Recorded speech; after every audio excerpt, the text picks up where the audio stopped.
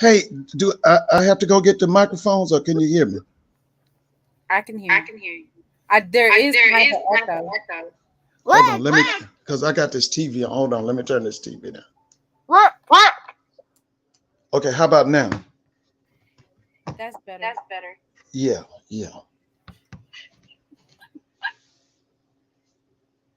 Mr. Ford. Uh-huh. Mr. Ford, you done started some mess, and so now you gotta lay it out on the table now. Okay. You can you still hear me? Yes. Okay. All right. Now listen, as far as Coach Dooley is concerned, that's history now. The most important thing now is that Southern go out and get a coach whose resume says championships. We don't want no more celebrities. We don't need no more first-year coaches. We need a championship coach. And of course, you know who I'm for, who I want to see on the bluff. I want to see Chennisberry down there. And if we can't get Chennisberry at the bluff, I would definitely, I just want a championship coach. The other thing that's been on my mind, and I was talking about it with some people at my school today, we've got to get rid of the divisions. We got to get rid of the divisions. I'm going to be honest with you, and I know a lot of people are going to get mad with me saying this. I don't want to see FAMU and Alcorn. I don't want to see FAMU and Prairie View. To me, the way it should be FAMU against either Alabama State or FAMU against Jackson State. Those are the teams that are deserving. And I'm going to say it again. When you talk, because I know you, Mr. Mona, when you talk to Dr. Charles McClellan the next time, you tell him, Mr. Ford, say, we sick and tired of them divisions. We need to go just like they do in the ACC. You pick the best two teams, just like they do in the SIAC.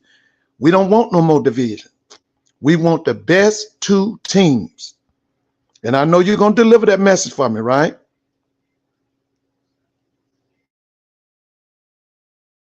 Yes, I'll deliver it for you. Message for me. Now, the other thing is this, and I want to hear what you have to say about this and what your callers have to say about it.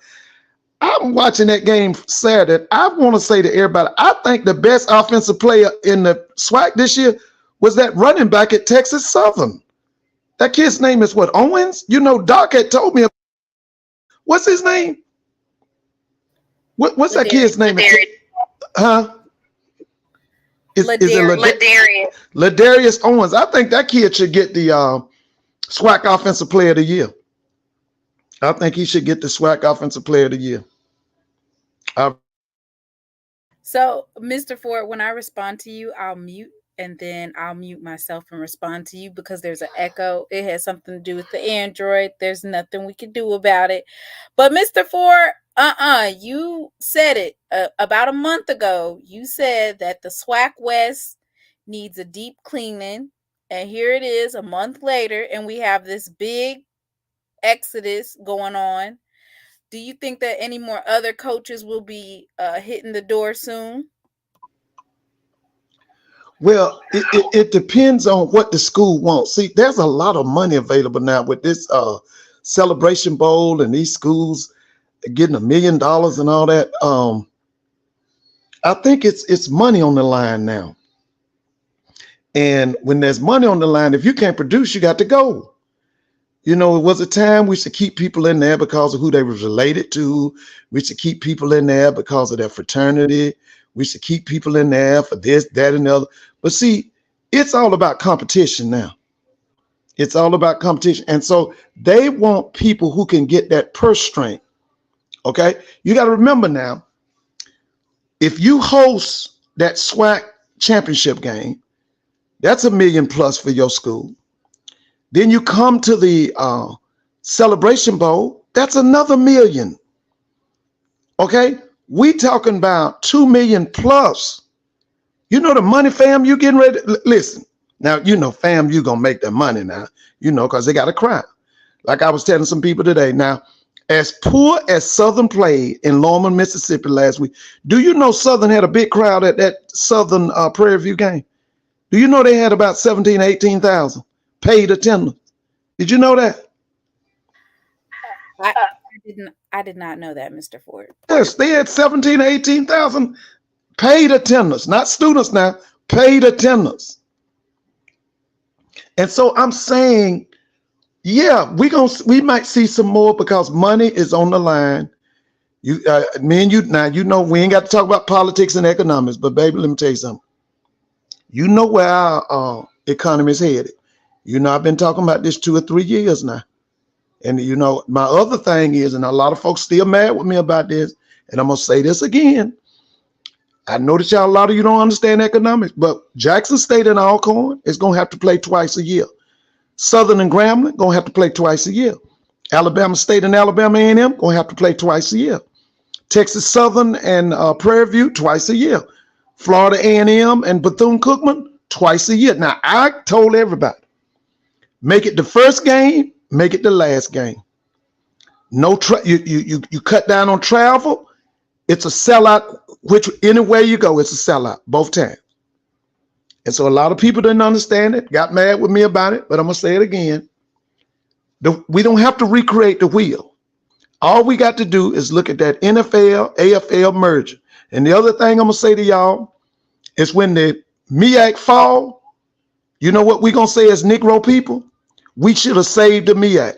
Instead of being proactive, we're gonna be reactive. I saw deal on television Saturday. She was at the Howard North Carolina Central game, right? That lady don't have a clue. Now y'all can get mad, I ain't being disrespectful, but you know the Chinese always say no participation, no observation. That lady don't have a clue.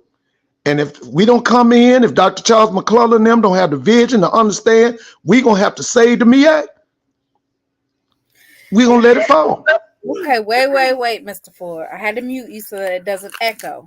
But basically, you got about 5 things going on here. So first, you want me to tell the commissioner that we need to just get rid of the divisions, but we would have to actually, if you talk about saving or adding any teams, we'd actually have to go into a pod system.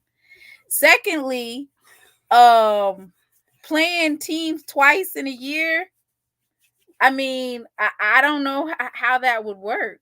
I think playing the teams that we know and capitalizing off of our biggest games and maximizing them, that would be a way, like the Southern versus Jackson State and Jackson State versus Alcorn. But playing twice a year, that's don't nobody want to see you get whooped twice. No, let me tell you something. It's economics. We're gonna need that money. Now let me tell you something. All we got to do, like I told them 2-3 years ago on SWAC Buzz's show, we got to look at the NFL. Just like the New Orleans Saints and Atlanta Falcons play twice a year, we got to look at the same thing. Now, what you can do it for one series, like the Jackson State Alcorn, or you can do it for 2 series. But my thing is, for experimental purposes, let's just do the arch rivals. Let's do the Grambling Southern twice a year, Jackson Alcorn twice a year, Texas Southern, Prairie View twice a year, Alabama State, Alabama A&M twice a year, Florida A&M and Bethune-Cookman twice a year. Experiment with it first. And then we come back, do the research, and make it better. If we can do it for 2 series, we look at making a series. Like I tell everybody, you don't have to recreate the wheel. Ain't nothing new under the sun. All we got to do is look at the NFL. That's all we got to do. But see, here's the thing, Mr. Mona. We got too many people who are closed-minded. There's too many folks that's closed-minded. But see, with this economy, shaky as it is, about to collapse, we're going to have people who got ideas. We're going to have creators. That's something that has been reduced in this country because of methamphetamine and all them other drugs we taking. We don't have a lot of creators. We don't have problem solvers. And that's one of our major problems right now. So I'm just wondering, how is this going to affect teams like Valley or Bethune-Cookman, who don't necessarily have rivalries like that? So that's going to affect their bottom line. I do want to point out that Edward Waters, I think one of their commissioners, or it wasn't a commissioner, it was somebody from the athletics department. I'm going to pull it up, but basically he said, I see that you booked Lincoln, California for a football game. Why didn't you guys go ahead and schedule us? We're both Florida HBCU teams. Maybe you should have went ahead and scheduled us instead. That was ridiculous, and I hope that never happens again. He's correct. You know, instead of A&T running out playing New Hampshire and all them folk, they should play Johnson C. Smith. They should play Virginia Union. Florida A&M could have brought Albany State down there. They could have brought Tuskegee. They could have brought Fort Valley. They could have brought them people. But that Lincoln stuff, I hope that's over. And when you see Dr. McClellan, you tell him that's Bush League. They have all these teams in the SWAC playing that Lincoln. That's Bush League. Yeah. And it's not fair to the people in the SWAC fans.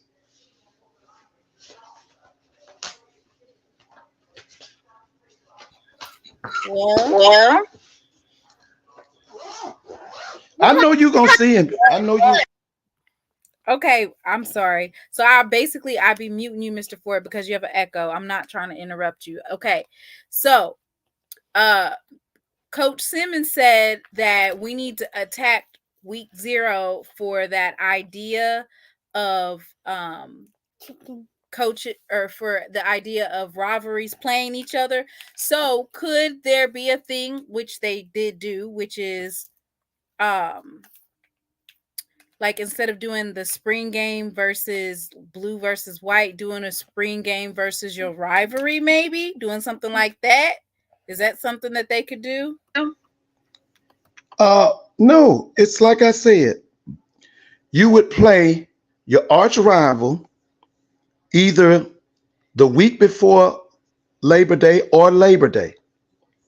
Then you would play your arch rival either the week before Thanksgiving or during the Thanksgiving weekend.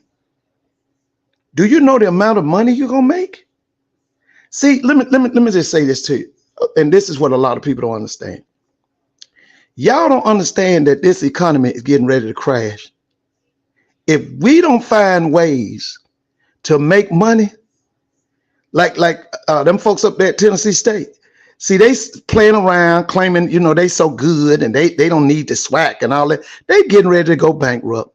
Now, I know that hurts some of y'all feelings, but they're getting ready to go bankrupt. And see, we got to have proactive thinkers.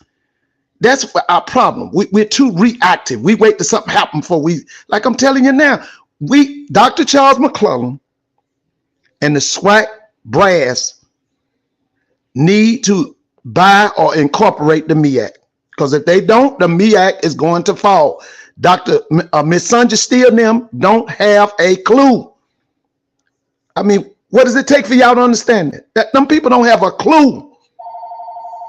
And so I'm saying to you again, we got to have people who are creators, people who are problem solvers. That's what we need. Okay?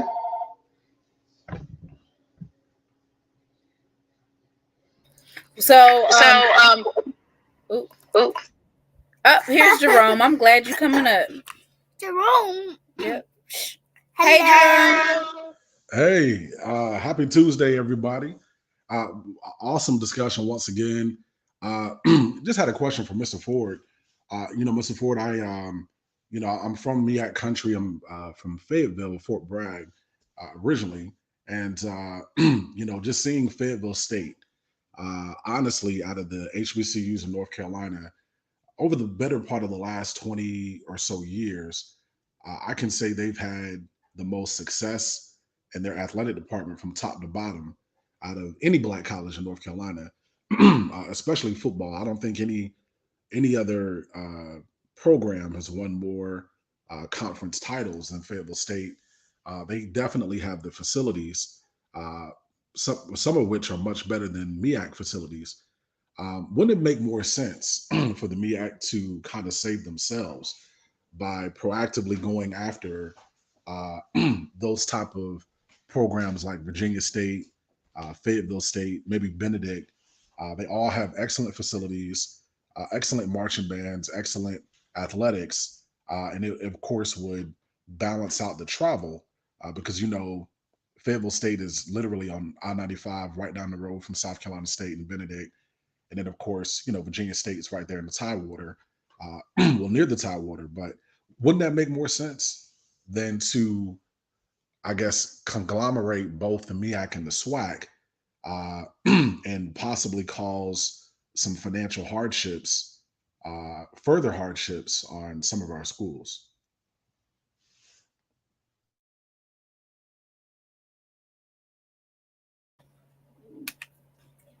Yeah, because I think that'll have an effect.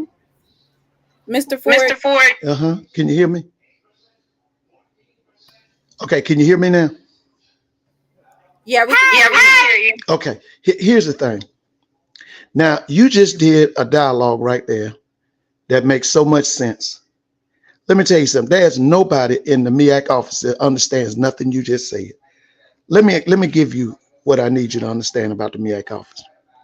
For over 20 years, I think it was close to 20 years, they had Dr. Dennis Thomas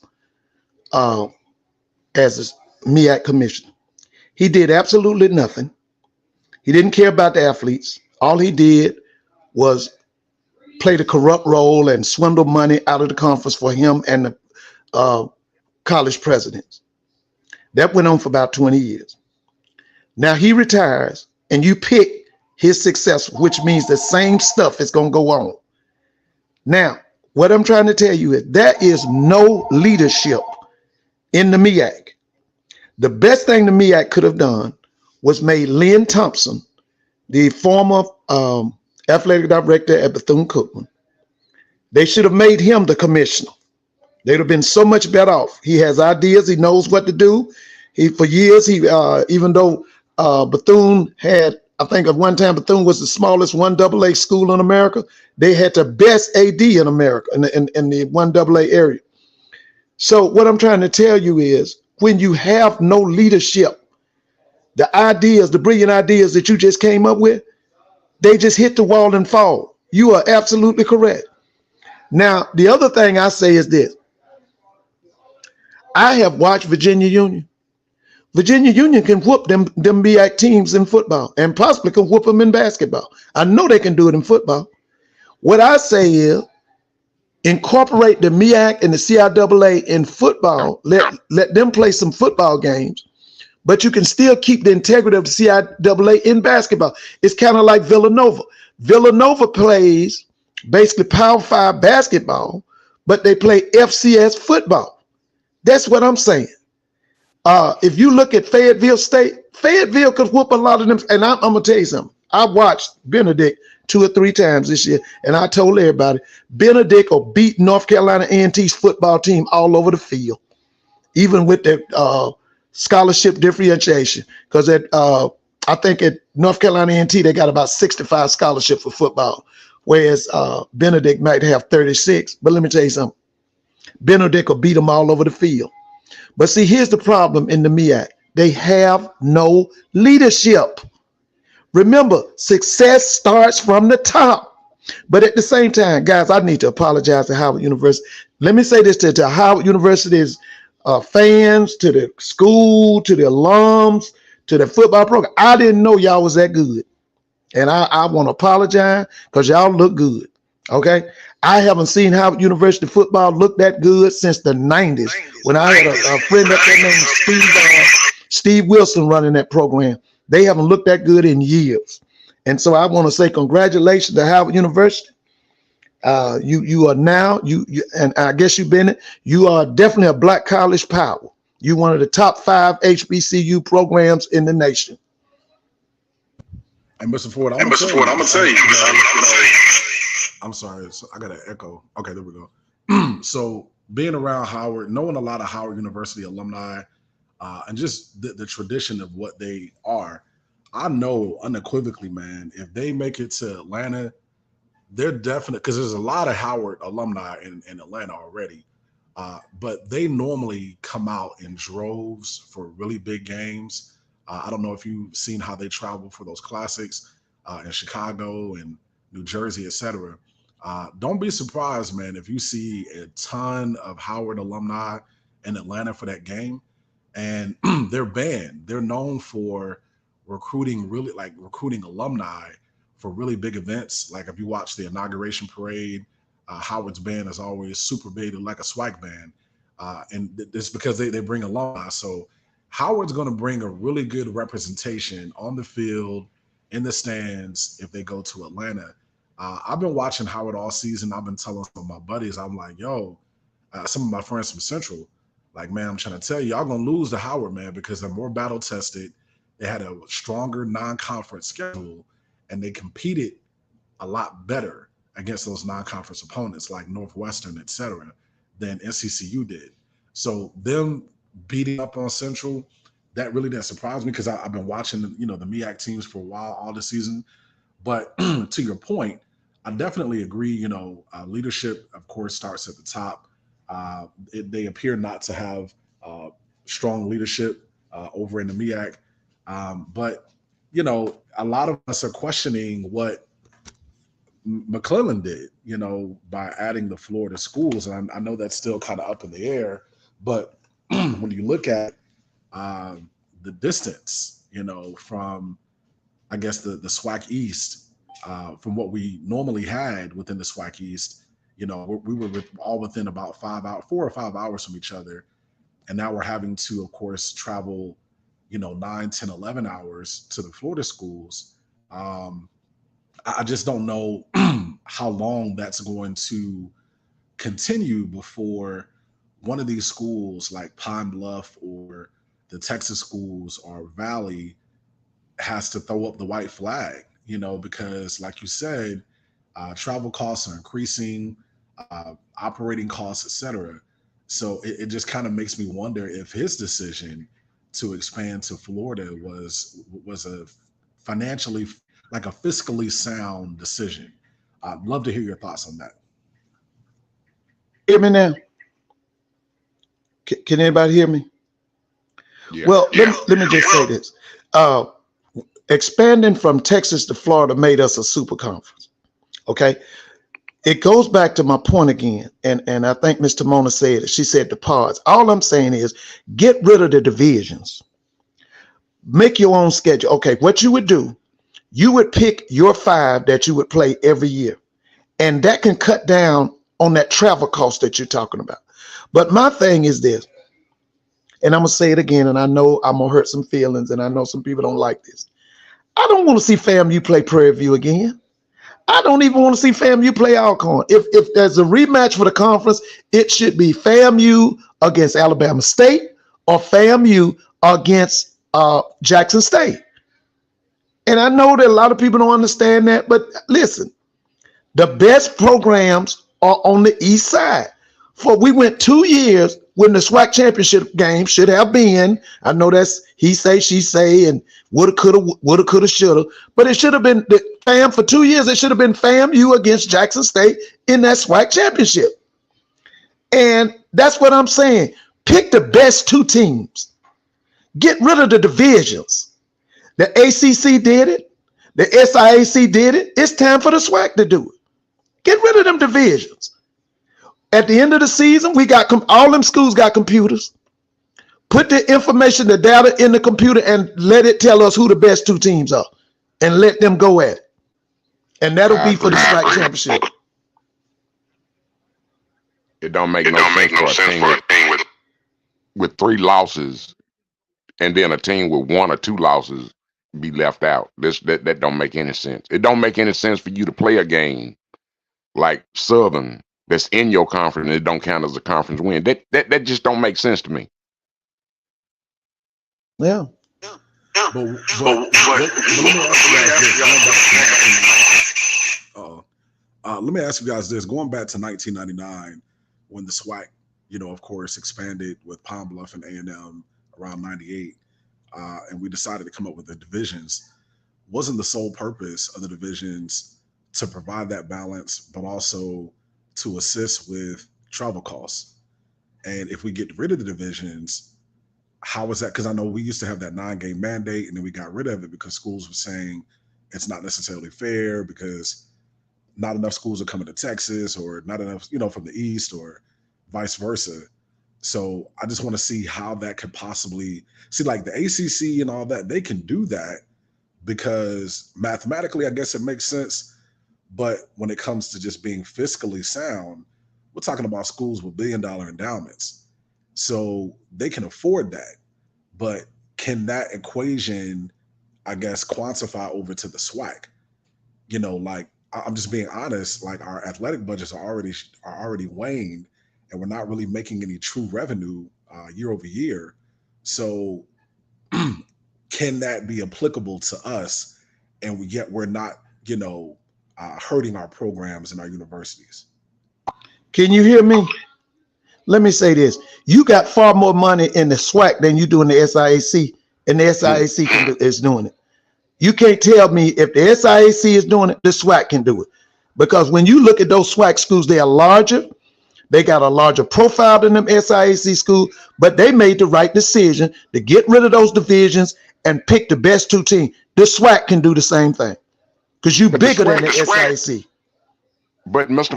Ford, the Texas been going over to Alabama from Jackson, Mississippi to Houston is what, right at 500 miles, 400 some odd miles. And then you add another 200 miles over to Montgomery or Mobile.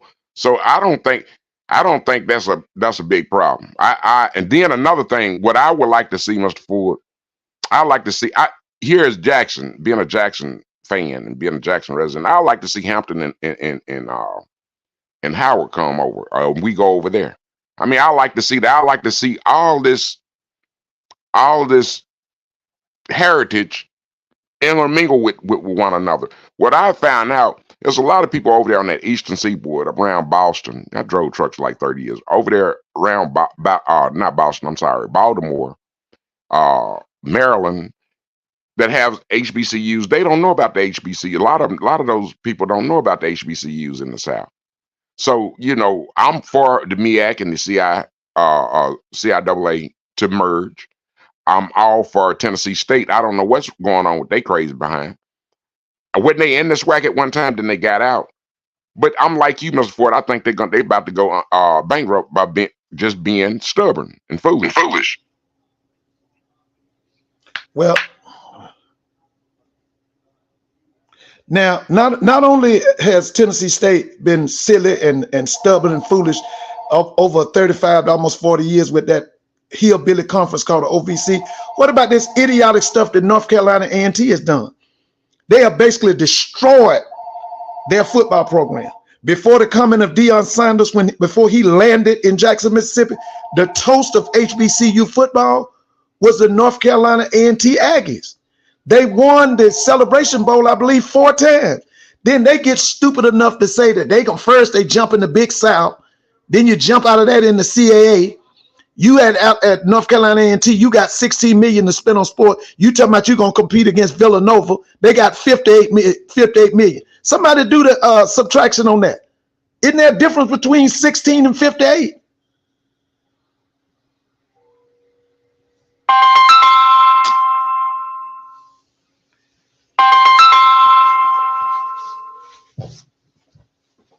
Hey, we talking football.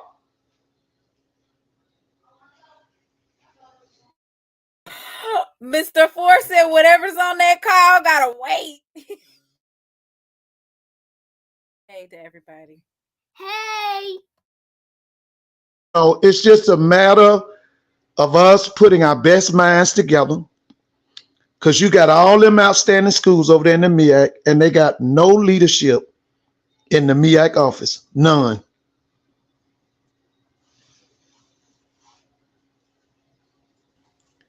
And Mr. Ford, to your point, I know Howard, their soccer team, if I'm not mistaken, they have been participating in the SWAC up until recently. So I definitely feel like it could work, but at the end of the day, of course, both conference commissioners, they have to answer to the SWAC council of presidents, the MEAC council of presidents, and everybody's got to be on the same accord. The issue with that is, of course, there's been so much turnover in presidents at all of our schools and both conferences that it may make that a kind of dicey. But if there's a solvent solution, like an actual equitable plan, I don't know if somebody has to come up with like an actual SWOT analysis, but if somebody can come up with a solid plan to successfully merge both of the conferences and ensure that the travel costs will be mitigated, because I just feel like that's the biggest hurdle. Like if you guys actually talk to these ADs and they tell you how much these schools are actually making, even though we see these big crowds, et cetera, it'll really, I was humbled, just to know how much these schools are making. And, after all the expenses, even for home games.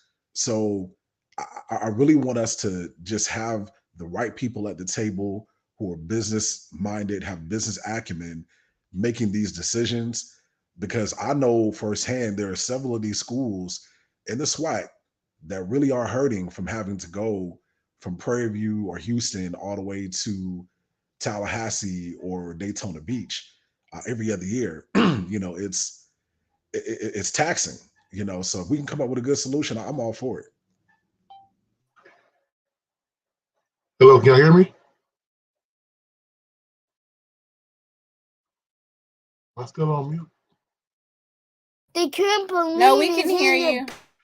Okay, my bad. Sorry about that. And I just wanted to chime in real quick. You wanted to know exactly how much each school is making and how we can actually make more money.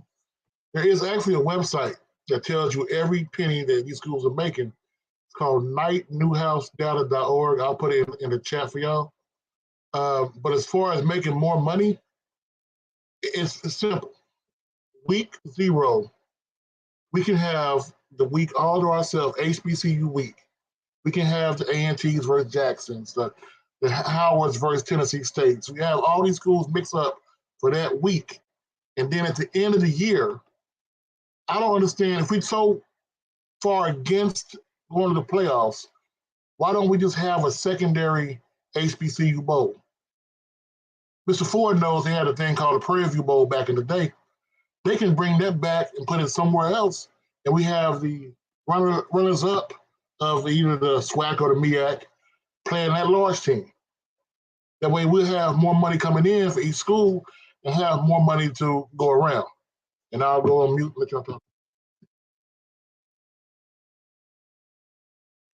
Hey, Coach, this is Mr. Ford. Listen, I love your show and I listen to you all the time. I want to hear your analysis of my idea about the arch rivals playing twice. First, at the beginning of the season, at the end of the season. What I'm talking about, Alcorn and Jackson playing twice. Southern and Grambling playing twice. Texas Southern, Prairie View playing twice. Florida A&M, Bethune-Cookman playing twice. And the other thing I'm saying is, to the brother's point up in North Carolina, I think all we have to do is look at the NFL merger with the AFL. Now, that's been some years ago. I think that happened in, was it 70 or 71? But, like I say this as a historian, there's nothing new under the sun. We don't have to recreate the wheel. All we got to do is do the research. Like you were saying, put the people at the table. But there is a system to go by. And like I said, it's called the NFL. Because I'm going to say this to y'all. I know a lot of y'all might not understand this. This economy is getting ready to tank. And if y'all don't understand, we got to find ways to make money to keep our sports going. You got to understand this, baby. Our economy is going to tank. They done already told us. This is Ford on that ideal about playing those schools twice a year. The only thing that I see a problem with that is we had a sample last year with Southern playing Jackson twice. They played them in the regular season. They played them in the SWAC championship game. And the attendance wasn't what it should have been. But let's just put it like this. If we have a week 0, we can put those games there. Because the whole thing about week 0 is we're going unopposed.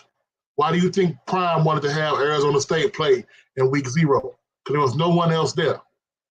So the thing is, if we're going to go on your route or have teams play twice a year, okay, but move those games into a stadium or a bigger venue. That way you can go ahead and don't have someone else advertise it for you. These schools all have their own advertising departments. You can have your own classics in week 0. And that way the money comes directly to the school. It doesn't go to somebody else, some other venue.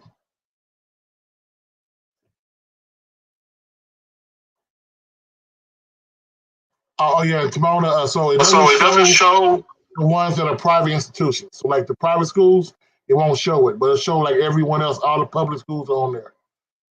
So you'll see the Jackson, the Alcorn, all that stuff.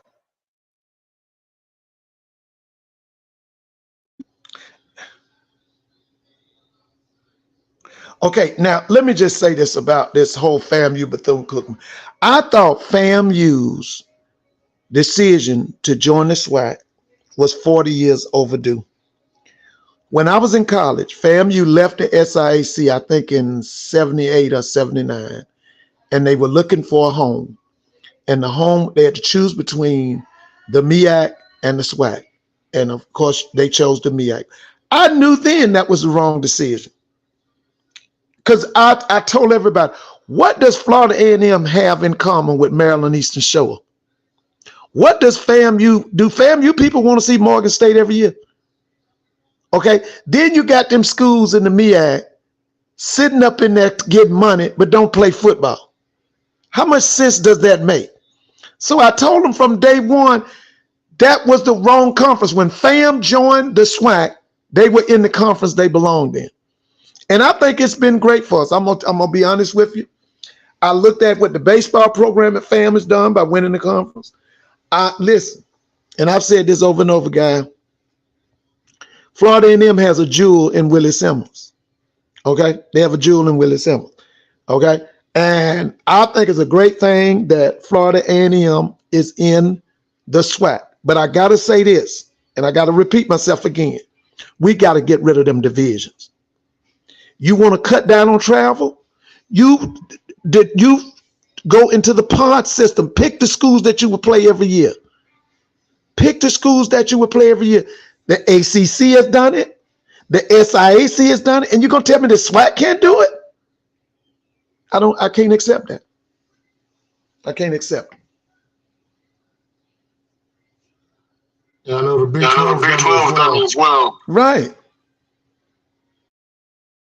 So I mean, honestly, you can go in a pod system, or you can go just play regular games, and then your top 2 teams go ahead and do it.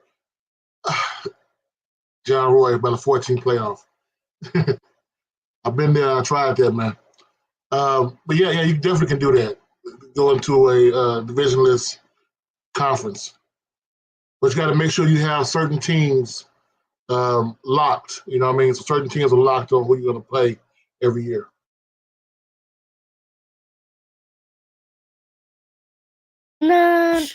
For me, I see. Oh wait. Mr. Ford. So for me, I like the idea of playing off of the rivalries that you have and not necessarily scheduling them 2 years in a row. But if you have a game that would not necessarily be played because it rolls off of your off the schedule, maybe possibly playing them But as far as like playing them twice in a season, that's a bit much unless you're playing an in-state rivalry.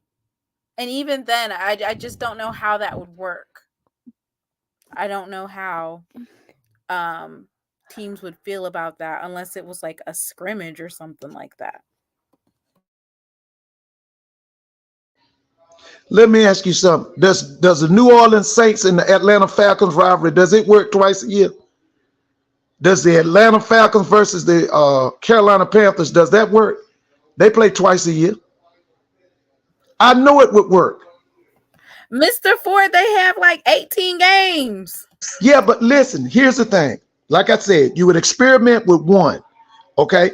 That would take away 2 games. Now, that would leave you, because we in the FCS, we play, what, 11 or 12 games? We play 11? Don't we play 11? Coach, what we play? 11. 11.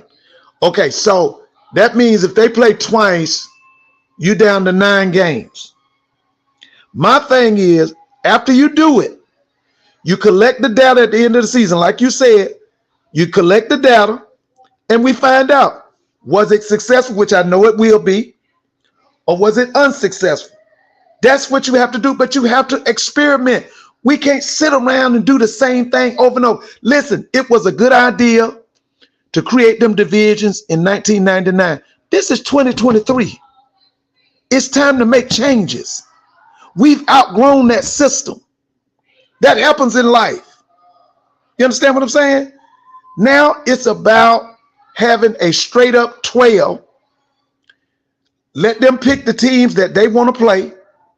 Okay? But at the end of the season, when we say SWAC championship, we ain't talking about the division winners. We talking about the best 2 teams in the SWAC. That's what I'm talking about. And let me say this about that Howard University inviting Morehouse. You know, one year they invited Morehouse up to New York instead of inviting, when Jackson had Shadur and Travis Hunter, they should have invited them up there. Or it should have invited Southern, Grambling, FAMU. When Howard invited Morehouse to New York, they were punking out because they knew they were going to beat Morehouse by 30 and 40 points. Everybody knows that when it comes to Howard University, Morehouse can't compete with them in no football. So I'm going to say it again. They was punking out. And so what they should have done, they should have invited Florida A&M, Jackson, Southern, Grambling, one of those schools up there who care about football and is on their level. Okay, Mr. Ford, I'm gonna mute you real quick because I just had I don't want it to echo, but this is from one of the viewers in the chat. They have a PowerPoint that they would like for me to share. And it's basically the HBCU mega conference of 24 teams. So we're going to run through this PowerPoint and then talk about it. So it's 24 historically Black colleges and universities, 24 teams, 2 conferences, the SWAC and the MEAC. So this person doesn't want to get rid of the MEAC. 12 teams per conference, 3 divisions per conference, 4 teams per division. So they want Tennessee State to join the SWAC, 1 team from the SIAC or SEAC. Albany State joins the SWAC to round off to the 12th team. FAMU, Bethune-Cookman, North Carolina A&T, and Hampton return to MEAC, and 2 teams from the CIAA join the MEAC. Bowie State and Winston-Salem to round off the 11 and 12th team. I'm gonna let you guys go ahead and chime in on the first set for that particular slide. If the owner of this slide wants to come up here and also speak, I'm gonna drop the StreamYard so that you'll be able to share what your thoughts are. Well, first of all, fam, you didn't do nothing but collect debt being in the MEAC. And them white people told them down there in that state capital in Tallahassee, ain't gonna be no more debt. That's why they joined the SWAC. I said it again. I said it to you, and I'm gonna say it again. When FAMU joined the MEAC, that was a 40-year mistake. Let me tell you this about, I don't even know about Tennessee State, because I keep telling y'all need to go back and read the Weissman decision. Basically, what they told Tennessee State is that they could no longer call themselves a HBCU. Okay, they gutted them. And everybody knows that as long as they in that OVC or whatever PWI conference they join, like A&T, they're going to be a shell of themselves. Because that's what Tennessee State has been for the last 35 years. Because let me tell you something. I saw Tennessee State in their heyday. Listen, when the old man, Big John Merritt and Joe Gillum and Cat Coleman them was on the scene, them teams could have played with their third string and beat them Tennessee State teams they got now. So I'm going to say it again. Fam, you don't belong in the MEAC. All they did in the MEAC was collect debt. Well, looking at this particular PowerPoint,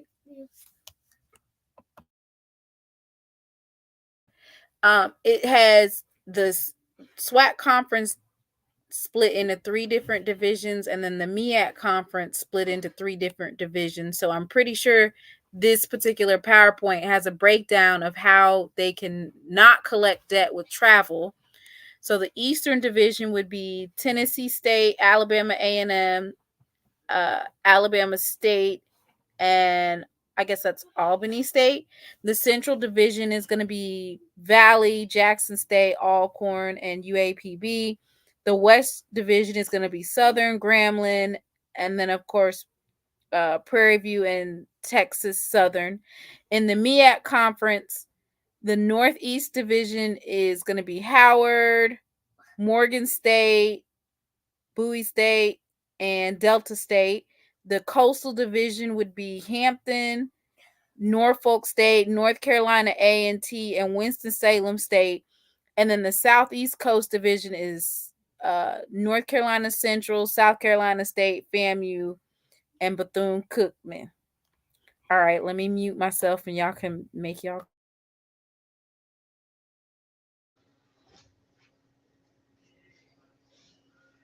I guess it's a beginning, but I think some things would have to be worked out. And I'm going to be honest with you. My mother was a graduate of Albany State. I don't think Albany State wants to be FCS. I'm going to be honest with you. I think that they are satisfied in Division II. Winston-Salem tried FCS and they decided to go back down because one thing about at the time they were in there, they were under Dr. Dennis Thomas. He did nothing to help the schools, did nothing to help the athletes. So those schools, I really don't think that they would be interested in going anywhere other than Division II. I mean, they could talk to them and, gauge the interest, but I really don't think they would be interested. I would have said Tuskegee. They talked. Tuskegee is talking about it. Tuskegee is talking about possibly going FCS. One of the things that happened to Tuskegee was Tuskegee went up to Alabama A&M this year, and they found out that their personnel is terrible if they're going to be FCS. I can't remember. I know that Alabama A&M blew them out, but the main thing was that Alabama A&M's personnel was so much better than theirs that if they do decide to go SWAC or MEAC, they got to upgrade. They got to spend some money to upgrade their personnel. And see, it's not over because on Thanksgiving Day, I think they got to go into Montgomery and they got to take on that chainsaw called Alabama State. And that's going to tell them a lot. But there is an interest at Tuskegee in joining either the SWAC or the MEAC. I know Coach Ruffin is definitely interested, and the alums.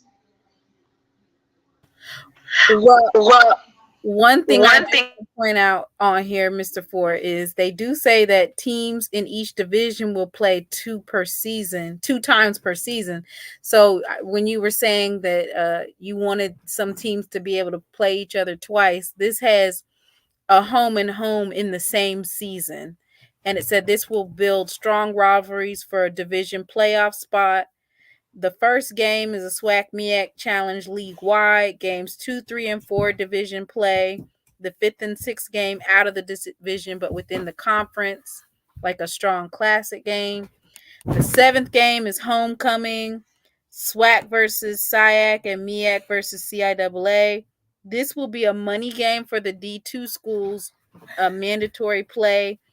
The 8th and 9th game out of division, but within conference, strong classic game. And then games 10, 11, and 12 are division play.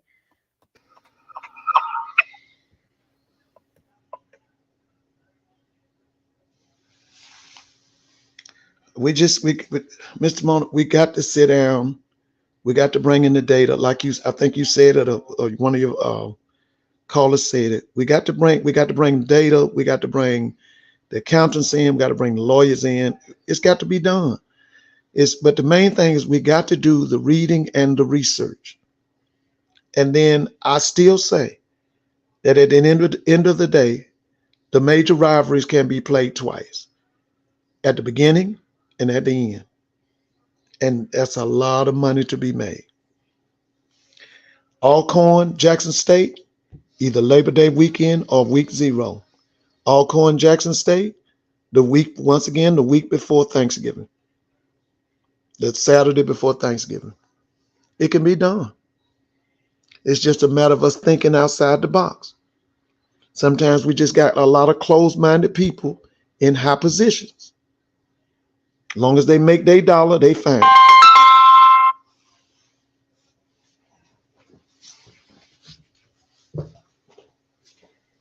So basically, They also. what this is, go ahead. Oh, go ahead, Coach Simmons. Go ahead. My bad. Basically, what this is we're going to segregate all HBCUs and play nothing but HBCUs for the whole season. And then we got to have 2 bowl games. So it's basically you're playing the week 0, like Mr. Ford said, with your traditional games and having like an NFL type schedule. Is that what this is looking like to y'all, or am I just seeing that wrong? Well, owner of the PowerPoint has finally stepped to the table. So Pacifico, can you please give us a breakdown?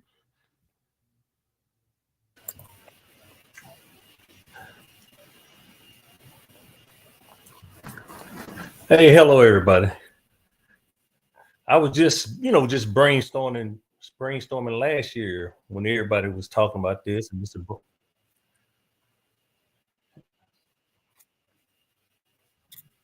Okay, and I see that you broke it down. So can you break it down for us since it's your PowerPoint? Can you just I'm going to start from the beginning and I just want you to break it down from your point of view, because I just was doing it based off of just reading it. But can you give us a breakdown of your 2014, the mega conference between the MEAC and SWAC? Now, this is my first time coming on. How do I get rid of this echo? You're gonna have an echo because some of us have, unless Okay. if you need to turn off your, like if you're listening, then whatever you're listening to, you have to turn it off. But the echo, some of us have Androids, not me, so I have to just mute whenever you're talking.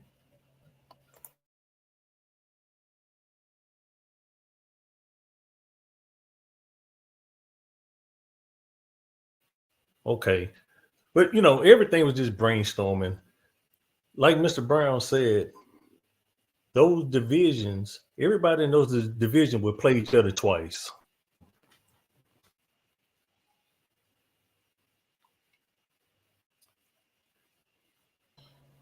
So basically, you're saying that Jackson State will play Valley twice in 1 year, in the Central Division? It looks like an NFL schedule. How you have the Right. the Saints Just playing like twice with the NFL. Falcons. Yeah. Just like Mr. Brown said before. Right. And look at the proximity of the teams. Mm-hmm. I mean, I see the proximity and I like it. For us, some of those games, like for instance, playing UAPB twice or playing Valley twice, that would not financially help us because they don't have a good base. Hey, somebody got to play the Jets and the Patriots. So you got to have one team that's not good in each conference. Oh, okay. I guess it's an automatic win. Okay. Rock, you can go ahead. I'm gonna mute myself. Y'all go ahead and start talking here. Let me, Mr. Ford. Mr. Ford, do you? Yeah, do you hear me? Can you hear me? Now, basically, I'm saying just take one rivalry. I would say, okay, like we said, we got 11 games. 2 of those games would be the home and away. Okay, Jackson State would still have 9 games to work with, but 2 of those games would be against Alcorn. Now, I wouldn't call for it for the whole division. I say do it for 2 games. At the end of the season, let's look at the economic impact. Let's look at the hardships, what worked, what didn't work, and then we can, if we need to do 4 games, we can do it with 4 games. But I say start off with 2 games. Like a trial run. Huh? Like a trial run. Yeah, trial. Jackson would have control of 1 game. Alcorn would have control of the 2nd game.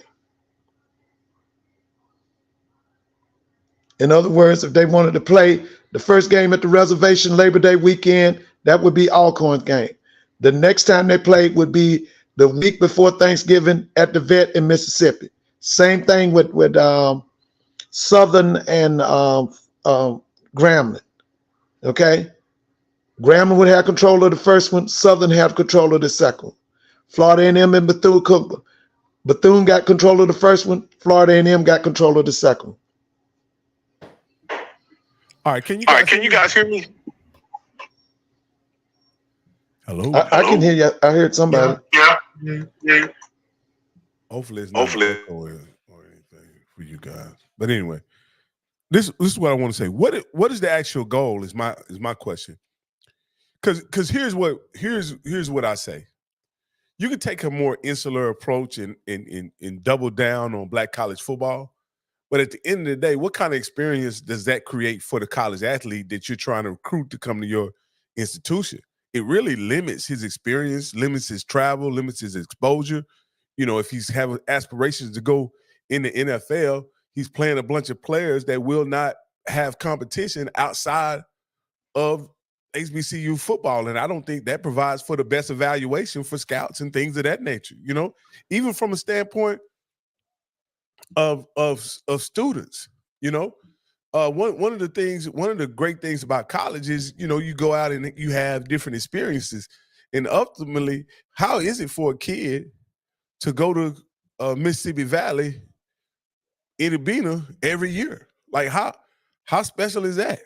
You know, it's good to maybe go in Abina twice out of the 4 years you're there at Jackson, but I think any more than that is overload or overexposure to Inabina or Lorman or any of those other places. I think when we really think about it, I think you can come up with a solution that gives the SWAC an opportunity to pick the best 2 teams and you play for a championship, and also gives the SWAC and the MEAC, for that matter, an opportunity to play other FCS schools to see how the SWAC measure up against that competition.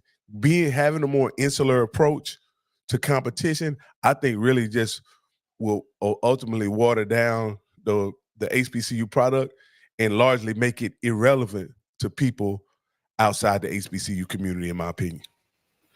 Well, you know what I think, man. Irrelevant is what I meant to say. I'm sorry if I said relevant. Irrelevant.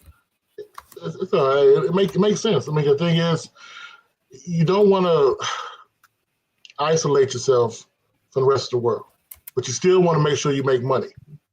And you can take both ideas, because honestly, the thing is right now, the discussion we're having right now should be had in the chairman's offices. They're not having these discussions up there. We're discussing more ways to make HBCUs more money than they are right now.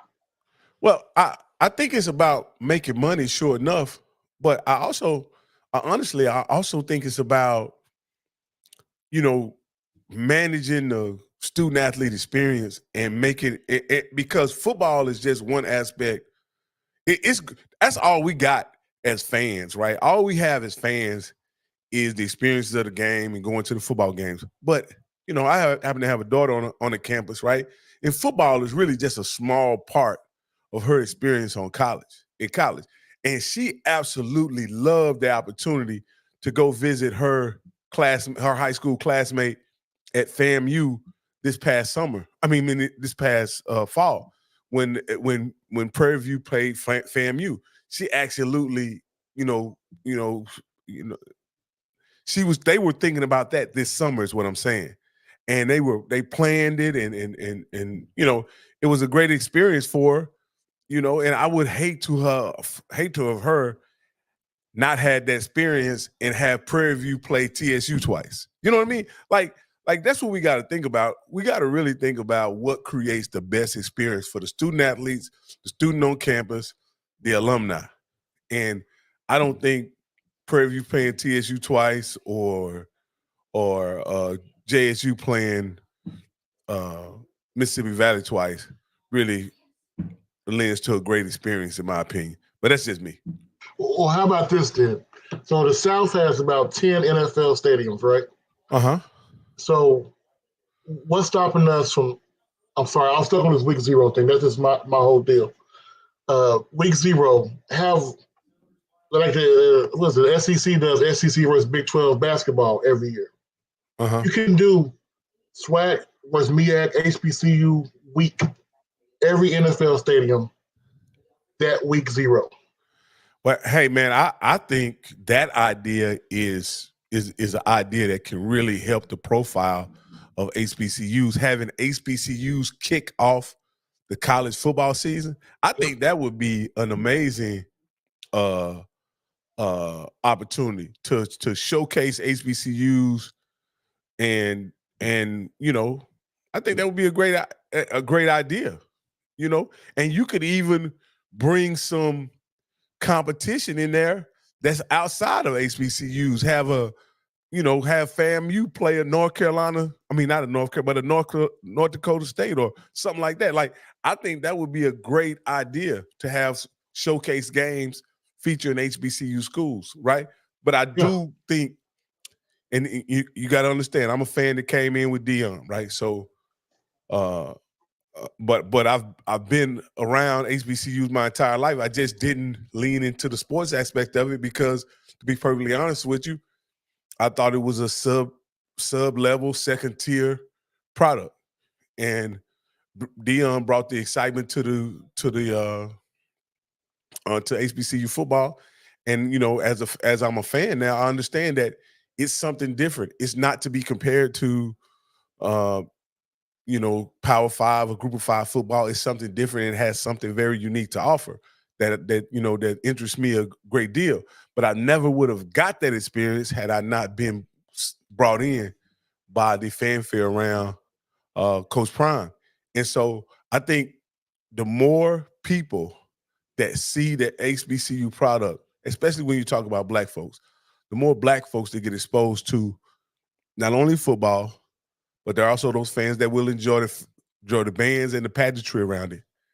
That will be a great experience, and you'll be able to expand the fan base of HBCU sports. And I think that's very important for the viability of the and the growth of HBCU sports, in my opinion. And the best thing about that idea, though, is when you add a new game that's not a regular part of the package, you can negotiate better contracts. So if you're going to have the FAMU versus North Dakota State, if you will, over in Orlando or Tampa or whatever, you can negotiate that contract. So you can get more money out there going to the schools and actually have them on the NFL Network, because they're not having games that week anyway. So they're going to want more product to show. Hey, 10 games to show week 0, they're good with it. Absolutely. That's a dead period, in my opinion. That's a dead period. That's usually the last week that people go out on vacation before, starting school or whatever. And I think it would be a great week to travel to one of the fine cities in America and then view a HBCU Black college football and all of the pageantry and partying that surrounds it. I think it's a great idea, man. Hey, but I'm about to drop off, man. I got a show that starts in about 30 minutes. Y'all come on over if y'all not too busy to HBCU Coach's Corner with Johnny Cole. Just come over to my channel. I'll paste the link in the chat, man. I love your show, and I'll keep listening till my show starts. Thank you so much. I'm gonna let Mr. Ford. I'm gonna have SheLovesThee. Yeah. Yes. I want bring that back up again. That map. Okay, I'm gonna bring the map up. Well, I'm gonna mute everybody so that Mr. Ford can talk because his phone echoing, and then Mr. Willie, you can talk after Mr. Ford. Okay. Mr. Willie. Sure. Mr. Willie. Okay, let me say this. You know, it gets on my nerves when these folks who just found out about the SWAC and the MEAC and HBCU football a year or two ago when Prime came in, gonna tell us what we need to do. Okay. Why do we need to play North Dakota State? North Dakota State is a Division I school playing FCS. Everything we got to do got to be justified by North Dakota State. We done heard that the last 2 years. Everything is North Dakota State. So I'm gonna say this again. You know, y'all that you what they call them, the primates, them people that just came into black. He's the biggest one. Yeah, but let me say this.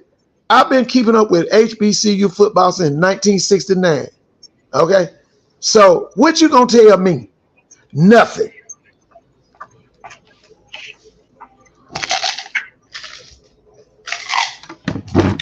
Timon, can I say something? No. Yes. No. So look, I like the concept of the mega conference, but one of the things you have to realize, it's going to take the voting of all the presidents of these schools to make this deal happen. And two, a lot of the D2 schools that's on the list they don't have the money or the infrastructure to go up from a D2 to a D1. So it's going to be very difficult. I saw Winston-Salem State, they don't have the money. So that's something that I think we need to probably amend or modify. And I like the concept, but you have to build a mega conference that addresses which schools that can afford to play in the conference and the actual travel costs. Because the reasons why FAMU got out of the MEAC was the travel expense. You know, when they had to go play Delaware and put them kids on the buses for a long bus ride. And even this past week, when FAMU played Alabama A&M, they had the kids on a bus ride for like 6 hours. So that's something that we need to consider. Let me just chime in. I'm gonna get off. Mr. Ford, can y'all hear me? Can you hear me? I can hear you. Yeah, Mr. Ford, I want to say this. First of all, listening is fundamental. Mr. Ford said you need to start it off with in-state rival. He didn't say nothing about playing everybody else twice. He said a home and home in-state rival, which will work. Y'all going all off in left field with all this other BS. Rocky is one of the biggest. He doesn't call himself a primate. That's calling yourself a broad. When you say that you a primate, you calling yourself a girl. So I take you for your word. We don't have to have white validation for nothing. I can remember back in the 70s. Now, I'm not that old. I'm not as old as Mr. Ford. But I can remember when the SWAC had just as tough a team as any one of those teams in the SEC. Until Bear Bryant went and got him some black players, they was all on the level playing field. We don't need white validation. We don't need people coming into our space talking about what Prime did or what white validation done. That stuff just makes me sick. I'm trying not to curse. I'm trying not to use bad language. But we can build our own. This is the same bull crap that happened to the Negro League back in the days. They get one or 2 hour players to go and play with the white folk, then the whole league is dismantled. We don't need white validation. You get out of our space with that bull crap. You done called yourself a primate. You done called yourself a woman. So you just let that sink in. All of y'all primates and DDRs, when y'all go and call yourself a primate, you calling yourself a woman. A man calling himself a woman.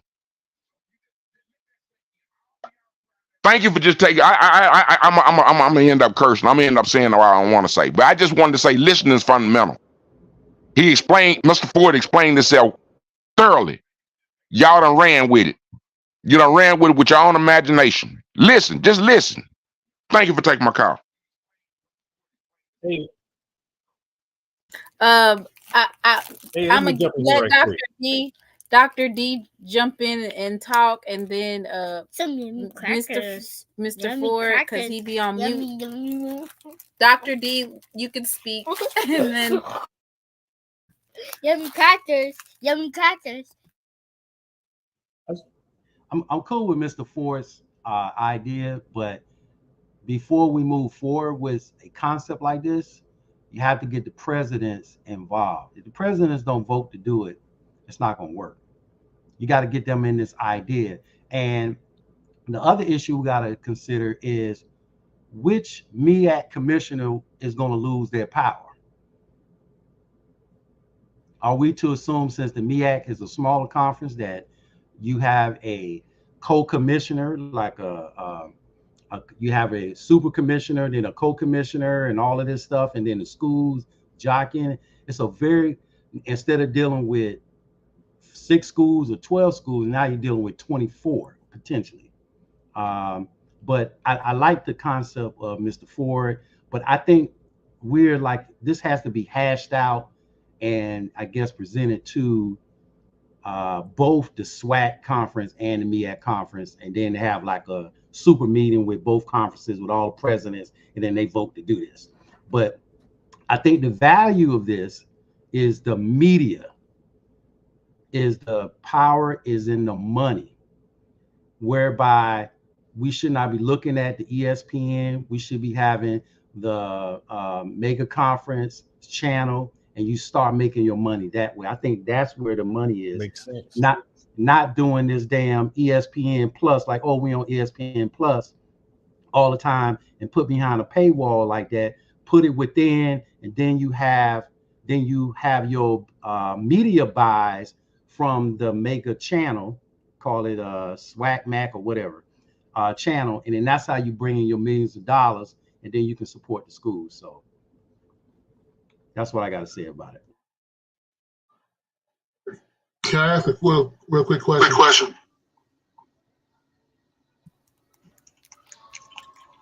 I unmuted Mr. Ford. But go ahead and ask that quick question, and then. All right. So real quick, ESPN puts HBCU sports behind the paywall. We know that, right? That's a regular thing. Each one of these schools has a media department. Mm-hmm. What is stopping us from having our own damn network? But that's Cookie Smith. That's Cookie. The problem is not all schools. Like, for example, I don't know if people know or understand. If ESPN is not bringing a national broadcast team, they're not bringing the equipment. So they take the fees from all the schools and feed it through the ESPN operational center. Okay, that's how you get the fees, and then they charge you. Not all the schools have good broadcasting network and people doing the play-by-play at the school, at the games. Probably one of the best media is probably Mississippi Valley's and FAMU, and then Jackson State. But everybody else is not that good. They're okay, but they're not that good. So you have to put the money into and ensuring that everyone, there's a standard in how you do football broadcasts and basketball broadcasts. You have to do a standard, and then you have to put money into that, and that's where you have to get the buy-in of the schools, the presidents, to say, okay, each school is going to have to put up, say, $300,000 for each school to put in for media and communicational upgrades. So those are the things we have to look at. We have to look at the infrastructure that's required to do this. All right, I'm gonna unmute Mr. Ford. Might have to unmute everybody else.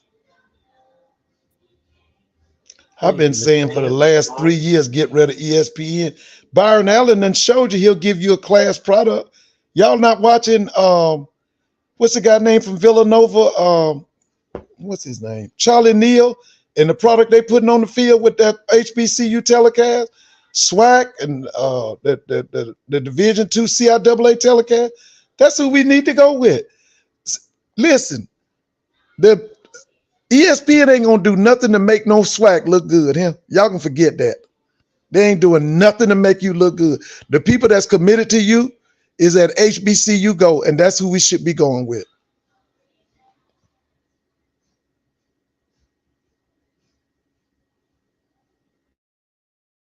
Okay, and real quick, just so we could revamp, because there's a reason why we came on here, and we came on here today to talk about the coaching as far as Coach Dooley. He's been relieved of his duties effective immediately.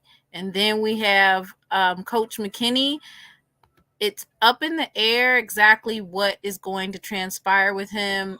Sources are saying that they're just planning on not renewing his contract because he's up for a new contract renewal. There's a couple more coaches that have some contract renewals that has not been extended. So let's pivot back to the coaching talk. Mr. Ford, I'm going to give you the floor, and then I'm going to have Coach Simmons, Dr. D, and Pacifico, if you guys want to speak on what do you guys think about not necessarily Dooley, but are there other coaches that could be looking at also up for the chopping block? We got to bring in people like Chennis Berry, Coach Alvin Parker at Virginia Union, Coach Frazier. We need to look at bringing him back to the SWAC. He's at Virginia State. We got to go back and talk to Jay Hobson, who's I think presently is at South Alabama as the linebacking coach. Look at him. Even look at Art Browse. But we got to get some competitive coaches down in the East.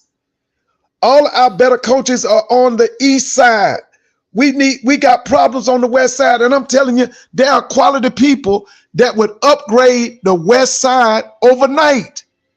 We just got to go get them. We got to go get the Chennis Berries. We got to go get the Jay Hobsons. We got to go get the Alvin Parkers, the Coach Fraziers. Go get these people. It makes no. It's just sickening that to watch Texas Southern beat Alcorn like they stole something, and you done lost all these games. And I'm gonna say it again.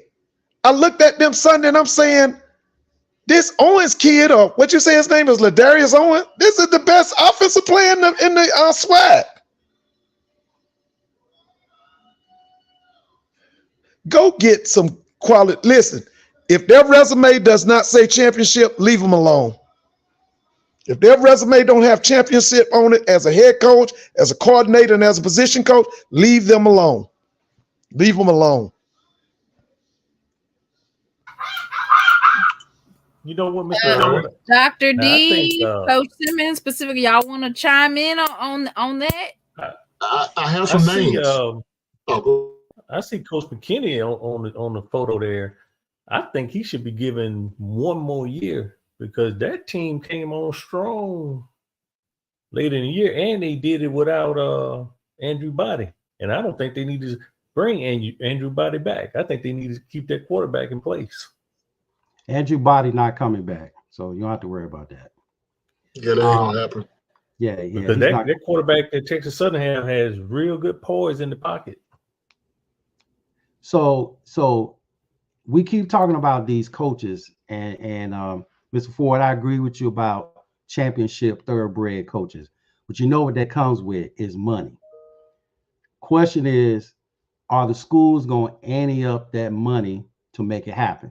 Because the price keeps going up. To get a good, solid championship coach is going to cost you about $500,000 probably about $500,000 a year. Will you agree to that? No, not in the FCS. Not absolutely not in the FCS. The highest paid is around $350,000. Do you know how much Willie Simmons is making? How much is he making? Okay, he's making close to that. Okay, now we talking about endorsements and salaries. Hugh Jackson is getting paid big money, endorsements and salary. That's what I'm talking about. Oh, you talking about the prime deal where the state is paying a certain amount and then the rest is coming from other places like the yes. Oh, okay. All right. Yeah. I'm not talking about $500,000 only for the schools. I'm talking about the schools may put in about $300,000 to $400,000, and then you can put another $200,000 on top of that from endorsement deals, NIL deals, because of, like, I don't know if I should say this. Okay, there's a coach in the SWAC that has a liquor deal. Okay, a cognac deal. All right, so there's another coach that got a cigar deal. That's adding money to the pocket, because that's how you have to keep these coaches. The coaches are getting NIL money. Okay, I'm not trying to overtalk you, my brother, but I'm not also trying to say the white man's ice is colder. But you do understand Montana State's coach makes less money than Coach Dooley did. The assistant coaches on these white schools make more money than HBCUs because the head coaches use them as stepping stones to go somewhere else. We got to find a coach that actually wants to be at Southern University and not use it as a stepping stone. So we have other people like, what happened to Jerry Mack for NC Central? He went to be, I think it was running backs coach at Tennessee. Then you have the boy over there at Morgan State, defensive coordinator. I think it's Anthony Sewell, 42 years old. We got to get coaches who actually want to be at these schools, because if you're going to pay them $500,000, you're going to get the same product you have now. You should not be having players or coaches on your roster making less money than somebody who's flipping a burger at Dairy Queen in Austin. So let me say something about that. When I say paying a coach $300,000 and above, you have to elevate your assistant coaches too. Okay, so I'm all for it. I'm talking about from top to bottom. Now, when you talk about the North Dakota coach, there's no viewership in that. There's nobody wants that job. That's why they're able to get away with a low salary. That's a good coach. He's happy, but that media buys, I'm talking about media buys for commercials and marketing. They don't give a damn about Montana. There's no viewership in that. The money is in black college football and black college. Yeah, it's in black college experience, homecoming, step shows. That's where all the money is. So you're going to have to, right now, the standard is around $300,000 for these coaches right now, plus incentives. So Hugh Jackson has an incentive, which is a good incentive. You have other coaches with other incentives. But I'm saying to get the type of championship thoroughbred that Mr. Ford is talking about, you're going to have to be around the $500,000 range to do it. Because that $500,000 comes with championship. For example, if somebody's coming from a program that's won a national D2 championship and won the Celebration Bowl, that costs money versus an unknown coach. Because when you go with unknown, you just don't know what you're going to get. So that's all I'm saying. You got to put the money to get what you need to get. That's all. I agree with you 100%. Well, I'm just trying to figure out if we're trying to find somebody who's going to be here, like, I hate to say it, somebody we can like Coach Prime, 2 years and he's gone, or we're looking for somebody who's going to be here to develop the brand. Okay. I heard that Coach Willie Simmons might be gone after this year. He's not going anywhere. So let me tell you about Coach Prime. So you got to I was very close to the coaching staff last 2 years for Dion. So I had a couple of friends that actually good friends of mine from Miami that worked on the coaching staff. I even had lunch and dinner with them night before the games.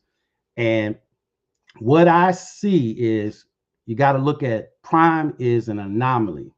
And what I mean by that is he's not necessarily the standard, but his overall goal is to coach Shedeur in the NFL.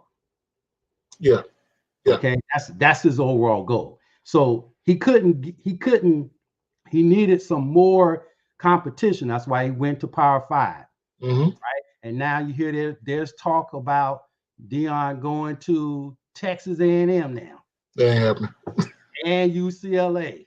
You know, it's the same thing that was swirling around Jackson State with him is the same thing that's going on now with Colorado, because he's trying to coach his son in the pro. So that was his game plan. Okay. So if you have a good, solid coach and you lock the coaches in for a 5-year contract with a disincentive component to it, you will ensure you keep your coach. And what I mean by that if you come the first year, you got to pay back X of millions of dollars you got to be a disincentivized to do that. So that's the way I see it. There are good coaches out there. You just have to pay for them. That's the bottom line. Now, would you rather get a coach that's young or a coach that's established? Because they have a bunch of coaches. I don't know why y'all keep trying to recycle these coaches. All I see is recycled coaches. So I'm just going to make this statement. I'm going to take Mr. Ford off mute. I don't want recycled coaches. No, I'm saying even just, where are the coaches that everybody's saying they want a championship coach? You're not even giving them. They fired Dooley in 2 years. 2 years. Well, you ain't you even gotta giving look at the why they fired him. Did they really fire him because of his record, or they fired him because of other things that was going on in the program? So you gotta understand that it's not necessarily about wins and losses, because if it was wins and losses, he'll still be there. Well, I have $600,000 to just give away. Like, y'all don't even have scholarships for the human jukebox. Y'all don't even have. But you gotta understand the $600,000 could be money than what you have to deal with on the back end if he's still there. That's what I want. I want some new up and coming coaches. Yeah. I mean, I understand that you guys are saying you want a championship coach, but at the end of the day, winning. So Chennis Berry, before he even got to where he's at right now, it says that he was at Southern for 7 years. Y'all didn't never think to give him a chance. It says right on here, it says he was spent 2 years as the associate head coach, offensive coordinator, offensive line at North Carolina A&T, led the Aggies to a 2003 MEAC championship, blah, blah, blah, blah, blah, blah. It says that this past season, the Jaguars led the SWAC in rushing and ranked 13th in the nation. The Jaguars averaged more than 33 points per game. So he was already at Southern. And then now all of a sudden y'all want him back. Let me let Mr. Ford respond. Listen, like I said earlier, I don't want no Johnny come latelys. I know y'all want some young folks and all that, but I want people that's already proven. I want when I read that resume, I need to see some championships have been won. That's what we need. Okay. Yeah, we knew about Chennis. You're right. But Chennis in the last 2 years has made himself the hottest coaching prospect in HBCU football. So all of the attention that he's getting is well deserved. Like I said before, I think we need to look at Dr. Alvin Park and what he's doing at Virginia Union. I know Henry Frazier. I know what Henry Frazier did at Bowie. I know what Henry Frazier did at Prairie View. And I know what he'll do at any SWAC school right now. So yes, we need to look at him. But I'm saying I don't want just quality. I mean, I don't want quantity. I want quality. Like I said, I watched Jay Hopkins. When Jay Hopson was first mentioned at Alcorn, I said, now, let me see if they giving this man this job because he white. No, they gave him that job because he was outstanding. And let me tell you something. I saw Art Briles when he was at Baylor. He was one of the top 10 coaches in America. And you don't want that in the SWAC? Come on. Okay. All I'm gonna say is this. I feel like we're even in HBCU coaching spaces, it's like you guys have a select few of coaches that you pull from, or and you guys are the names that are in the chat are folks that have been in these SWAC spaces before. Why are y'all keep recycling all these? I need new blood. Not the same old, because what happens is you'll be like, oh yeah, this person was really good at X, Y, and Z. And then boom, you get a situation with Coach Dooley where it all falls apart. Or you're over here at Alabama A&M, no disrespect to Maynard. Oh, he's great with offensively. All he needs is a good quarterback. Or you get McKinney, where McKinney had a good quarterback, but you basically had 3 years to develop and build a team surrounding your quarterback, and then your quarterback got injured, and now your whole season is in the trash. And they're saying that he is up for a contract renewal, and that they're more than likely not going to renew his contract. So where do we go from here? Because if I'm at the D2 level and you're elevating me, $300,000 is not that bad. Like, is Chinnis Berry supposed to automatically already be making $500,000 from coming from a D2 school? I don't think so. I think that any coach that's coming from D2 or lower, or getting elevated, that they would be okay with getting paid $300,000. But I think the main thing you got to look at, I know you want to find a coach with championship pedigree. But first thing you got to look at is a coach who can recruit. And McKinley over in Houston, there is 245 three-star and better players in Texas. 120 of them are in the Houston area. You can get a great team out of Houston. I'm not sure what was going on with McKinley, and I'm not gonna lie, I didn't watch most of the game for Texas Southern, but you should be better than what they were. So if you're not able to get the kids, recruit the kids first from your footprint, I don't need you as my coach. Yeah, I think it speaks volumes, and I'm gonna say this. Everybody kept on saying it. We don't know what we're gonna get with Coach TC, blah blah blah.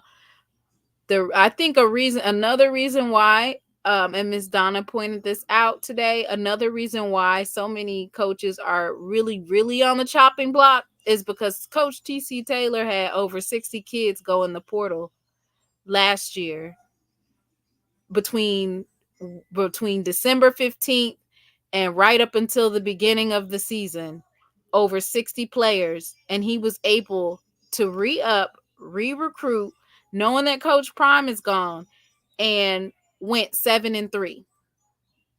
And so these other teams are standing around looking like, how is it that Coach TC comes in here and has all of this stuff going on, all of these rumors, brand new coaching staff, 60 plus new players, and you able to have a 7-3, possibly an 8-3 season? Go ahead. Well, let me say this about Coach Dooley. Last year, Coach Dooley and those had a team that should have won no less than 10 games. I watched him in several games, and I realized one thing. He was in over his head. From the quarterback play to the way that that team looked to the fact that he was providing no leadership as the head coach. And so what I saw this year was that situation got worse. And one of the things you say, I know they only gave him 2 years. You got to go back and study Southern's history. Southern is a proud school. Southern has an outstanding tradition. You go back and look at the Arnett Mumford years. You go back and look at the Pete Richardson years. Those people want winners. And it was obvious he was in over his head. That's why they only gave him 2 years or them whatever. They made a mistake. His frat brother hired his frat. But you know, Mr. Brown, it don't help that Coach Dooley is calling his own plays. Him and Coach Jackson. They don't leave themselves no out. Who they gonna get rid of? They can't get rid of the offensive coordinator because they're calling all the plays. I think they should have had offensive coordinators. He should have had one, Dooley.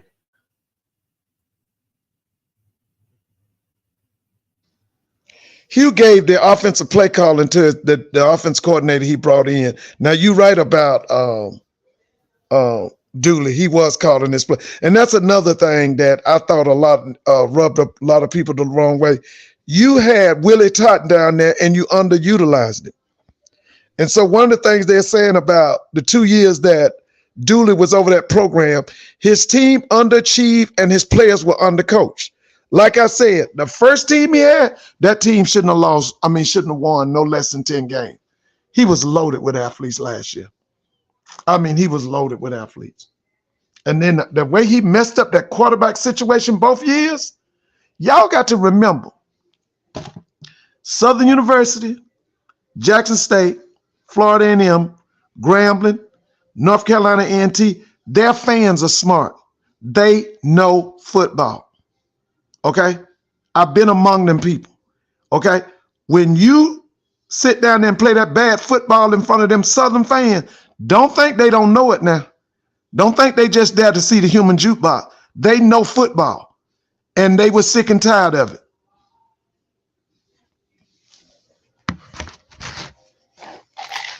The only thing I feel get Chinnisberry. Get Chinnisberry. What?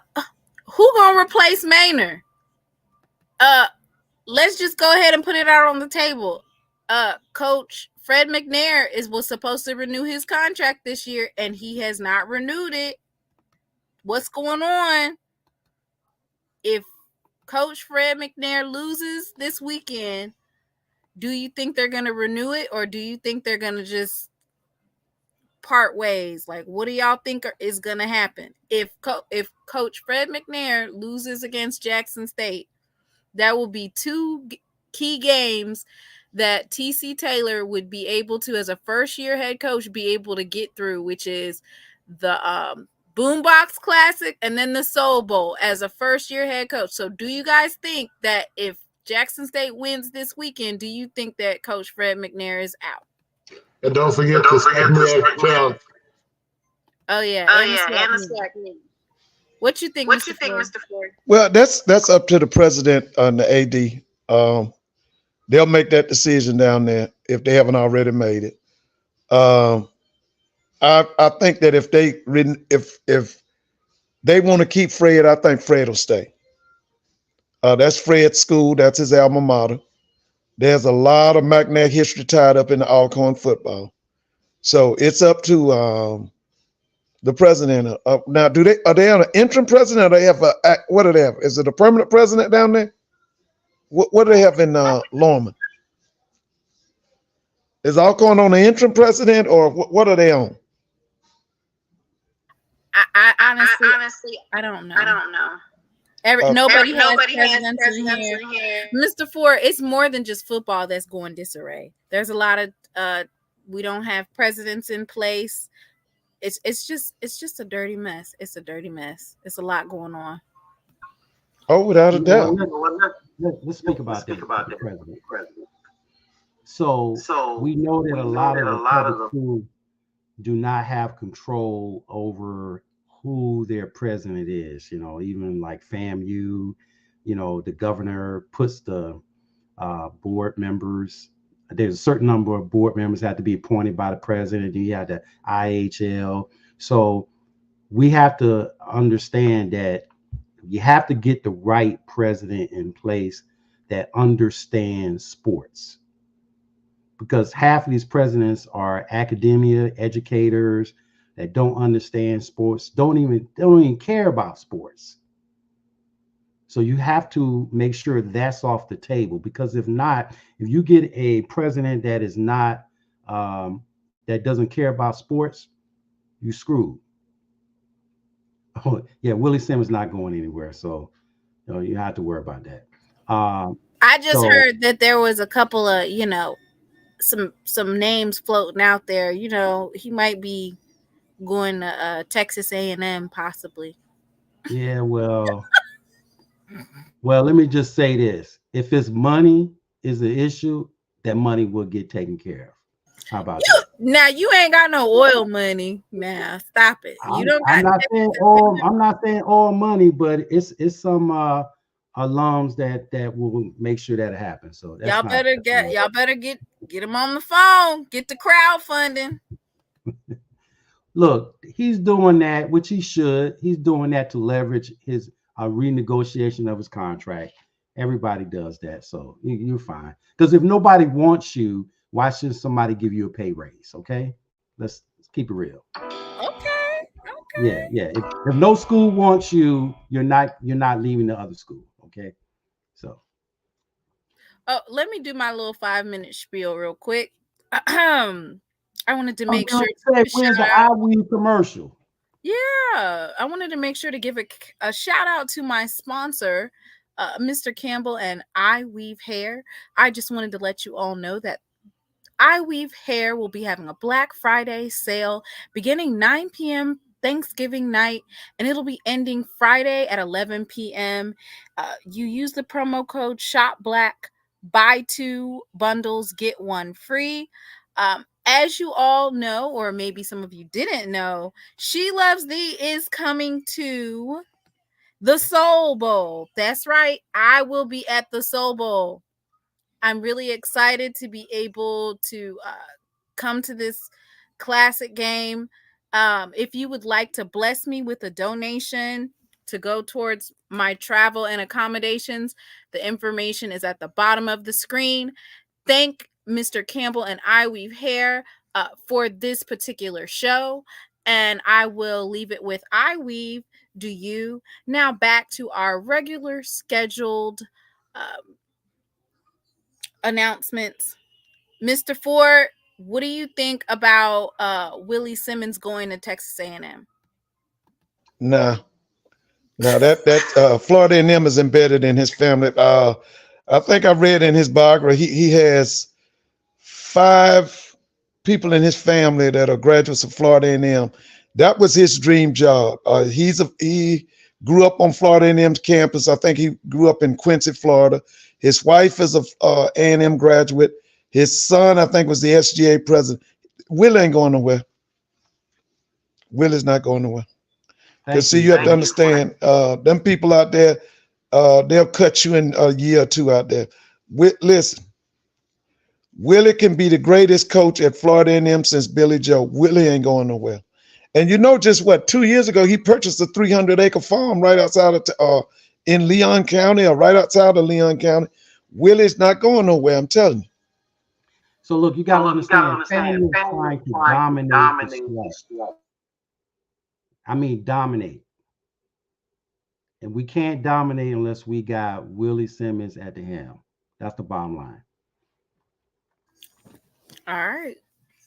Like in the words of our old coach, you better catch me in the spring. And this particular season was the definition of the spring for Coach T.C. Taylor. And, you know, I don't think this moves the last year, ain't it? Yes, it is. But guess what? Catch us in the you better catch us in the spring. That's okay. We got quarterbacks reload. Hey, the next man up, we okay. We're not worried about that. Now, today I have my SWAC hat on for fam. Okay. Tomorrow I will have my Howard MEAC. So I don't know what I'm going to do. The Howard MEAC. What's your prediction? Well, it's going to be Howard and FAMU in the Celebration Bowl. So I was thinking Howard and Grambling. What? No. Alcorn is losing. No. And then Grambling's going to the SWAC championship, and then they're going to beat FAMU. It's going to be trying to get Andrew Body? Lord, FAMU's trying to get Andrew Body. Is that why you made that? Is that why you made that matter of fact statement, Dr. D? I think that's probably true because no. Yes, it is. No. I'm not saying. I didn't say anything. Nobody's trying to do anything. We're trying to win the championship. You telling a story because when somebody said something about Texas Southern and Andrew Body, you was like, Andrew Body not gonna be at Texas Southern. No, I think he's gone because a coach like that, he's not going to go back to Andrew Body. Why would a coach go back to Andrew Body? Tell me that. He's not going to do it. So if somebody said they heard Body to FAMU about 3 weeks ago, they ain't hear it from me. So.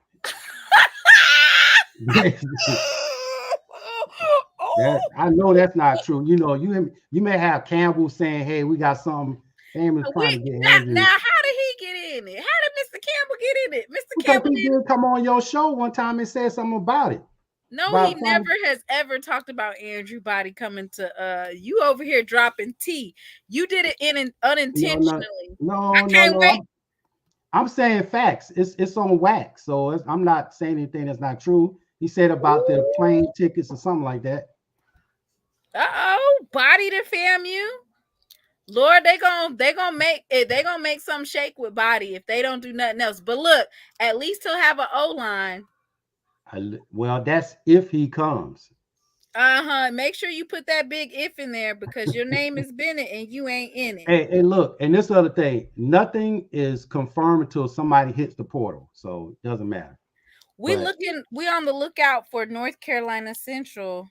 So you have to beat the Morgan State Bears this weekend at home. But from what I'm told, Morgan State and Howard, they're just, it's like kissing your sister. Like it's right there in the same vicinity. No, it's not. No, it's not. That's not true. Somebody said it was like a 45-minute drive. That's from one end of Charlotte to the other. That's from South Charlotte to North Charlotte. I understand that, but that's Baltimore and DC. That's totally different places. It's about a 50-minute ride to the stadium. Okay.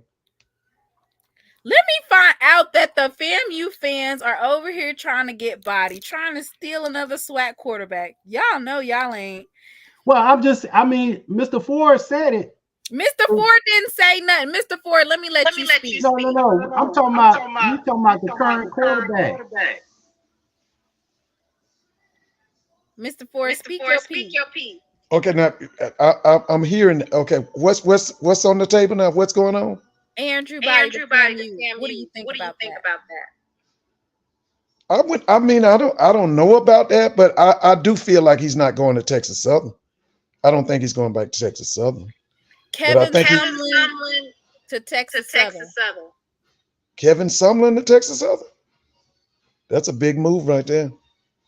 Man, if they get Kevin, so Kevin gonna bring in some. Now the thing I would want to know is his staff. I want to see who he's gonna bring in as far as his staff is concerned. That's a big move. If they can get Kevin Sumlin, that's a big move. Javante Jones. Yeah, I remember Javante played for Rick Commerges, didn't he? He's currently his coach. Yeah, I remember him. I thought he was gonna go in the NFL, but didn't his mother get sick or something?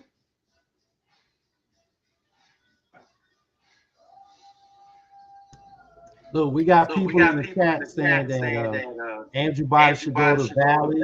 And you know what? If I were advising the family, I would go to the best school for. I would have the best school for my son that has the best chance of putting him in the NFL. So that's what I would do. Going to Valley, that's not gonna work. You don't get no TV time. Mr. Ford, what do you think about Coach Flea? He did nothing up at Howard. He had one of the best quarterbacks at the time, Greg McGee. He did nothing for him. I don't know why somebody said. Can I say something about Coach Flea? Somebody said Dancy too. Can I say something about Coach Flea? Go ahead. Coach Flea is one of my good friends. We all from Miami. Okay. I've known him for like 40 years. He didn't do anything at Body Defense. No. So when he was at Howard, he just didn't get the support that he needed at Howard. They just didn't give him the infrastructure, even though he had some good players. He just didn't have the support from Howard.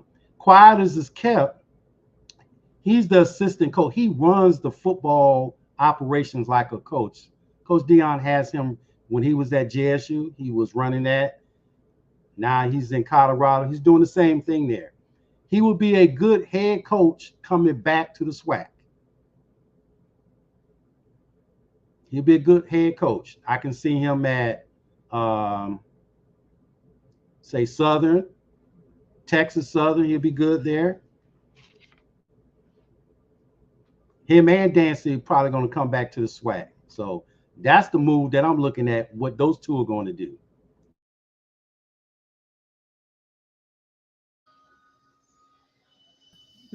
Mr. Ford, what do you say?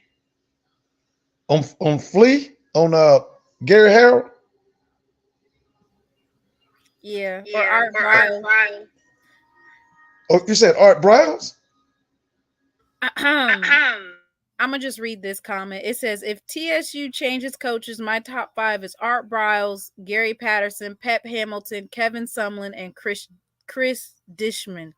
I like Art Briles to Texas Southern. Oh, I'd love it. I'd love it. That'll work. But I don't know.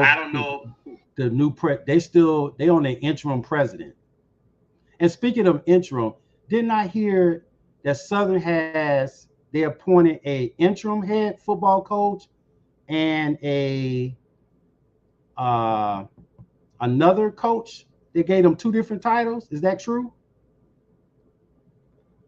So I think it's just an interim head coach, and then there's one that's going to actually be the head coach for the Bayou Classic.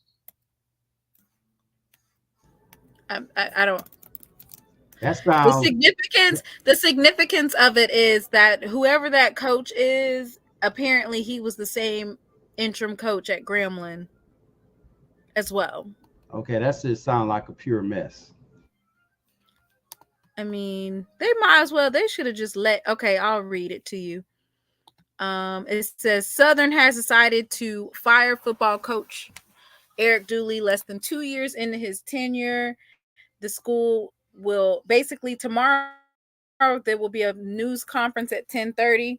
Assistant head coach Terrence Graves will take over as interim coach and guide the team into next week's 50th annual Bayou Classic against Grambling. Ironically, Graves was Grambling's interim coach in the 2021 Bayou Classic. I don't know what that is. What's going on over there? Too much mess. Mr. Ford? Yes, can you hear me? I'm a fan of Terrence. Terrence played at Winston-Salem. He was coached by Pete Richardson. Let me tell you something. Terrence is, to me, I think he just needs to lose some weight, drop some of that weight. But Terrence would be a great head coach. He's definitely has more leadership ability than What is his weight? Because he's unhealthy. And some people, they don't like that look, but he's just Terrence is a good guy. He knows what he's doing. But, you know, a lot of people, you know, when they look at coaches, they see when I was coaching, they used to say that if, you know, you were big and overweight, it meant you were undisciplined. And I'm, you know, it's things like that that people who are not around coaching don't understand that. Some people won't hire a coach if he's overweight. Can I say one thing before I leave? What I think is happening to see a buy on coaches, which is going to drive up the price of coaching in the SWAC. Because if we have 3 to 4 coaching vacancies in the SWAC, that's going to drive the price up. So we just got to be prepared for that. Good show tonight, Mr. Ford. Wait. Can you clarify for me why the price is going to drive up? So let's say, hypothetically speaking, mind you, I'm not trying to be disrespectful, but at the end of the day, this comes with the territory. So let's just say, hypothetically speaking, Coach Maynard's out, Fred McNair and Alcorn decide not to renew his contract. Texas Southern is not renewing their contract, and then you have Coach Dooley out. Coach Dooley out at Southern. So you have Texas Southern. How many schools is that you just mentioned? That's 4 schools. Yes. So when you got 4 schools with open, it's just like the NFL. You're gonna have limited number of people to pull from if the goal is to have a championship team. If you don't care about championship team, you're just hiring anybody, they're not going to be in play. But if you got 2 to 3 schools that are looking to build a championship team, then that means that they're going to be targeting the same coaches. Well, I think that they should go after North Carolina A&T's old coach, even though he retired. He might be open to going to one of these schools. He may, but that's what I'm saying. The market conditions, once this all dust settles out, because Mr. Ford threw a bomb in the SWAC, and that SWAC West blew up from Mr. Ford's statement. All the college presidents listened to Mr. Ford and said, you know what? Let's get rid of our coach. Yeah, Mr. Ford just said, just clean the West smooth out.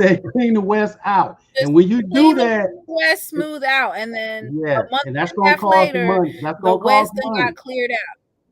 And that's going to cost money. And everybody Mr. Ford, why are you talking about that? What'd you say? I'm sorry. Why did you cause all that mayhem? Because I want the West to have to be quality like the East is. See, right now we got our best coaches are on the East side. We've got to get better coaching on the West side. And that costs money. The conference is just totally tilted. Like I told you, for the last 2 years prior to this year, all of us felt that the championship SWAC game should have been Jackson State and Florida A&M for 2 years. But because of those divisions, we didn't see the best 2 teams play at the end of the season. That's why I want you to, when you talk to Dr. Charles McClellan, make sure you bring that up, that we're in need of getting rid of these divisions and go straight 12. And at the end of the year, we pick the best 2 teams to play for the SWAC. They did it in the ACC. They did it in the Big 12. They did it in the SIAC, and they can do it in the SWAC.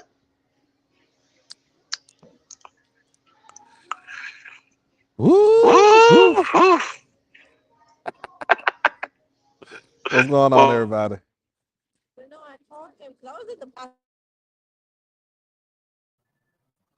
Doc, stop being messy. What you over there laughing about? Oh, what are you laughing about? What you laughing about? Because I was just along with Mr. Ford. I forewarned y'all what was going to happen too. I told y'all that man was not going to keep that job. I told you Texas Southern, his contract was going to be up anyway. I knew all that. And it might be, another job might be open if he loses to Valley on Thursday. Who? McDowell? Maynard. If Maynard loses to Valley? Mm-hmm. Oh wow. Well, I mean, McKinney won, and they said that they're not renewing his contract. No, they weren't gonna renew his contract regardless. Okay, This so is from McNair's contract is up, and he has not signed nothing. So let's go ahead and get some of these coaches down pat. So Mr. Ford done wore out Mr. Chinnisberry. He's probably going to be the highly touted coach. What about Sam Washington? Sam Washington. I don't know. I don't know if he wanted to come out of retirement. So, you know, I think the job with A&T that last season kind of wore him out. Maybe he probably can bring in fresh, you know, I wouldn't say fresh blood. It's not blue blood anyway. It's one another retread coach but just from another conference. Mr. Ford? Can you hear me? Yep. What do you think?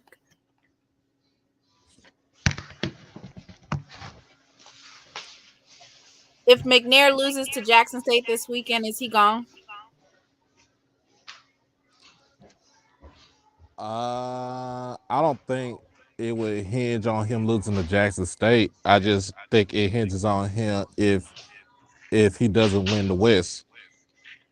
But if his contract, like I said, he didn't renew his contract, then I mean, there's no need to say that he's fired. It's just the fact that he just coached out his contract.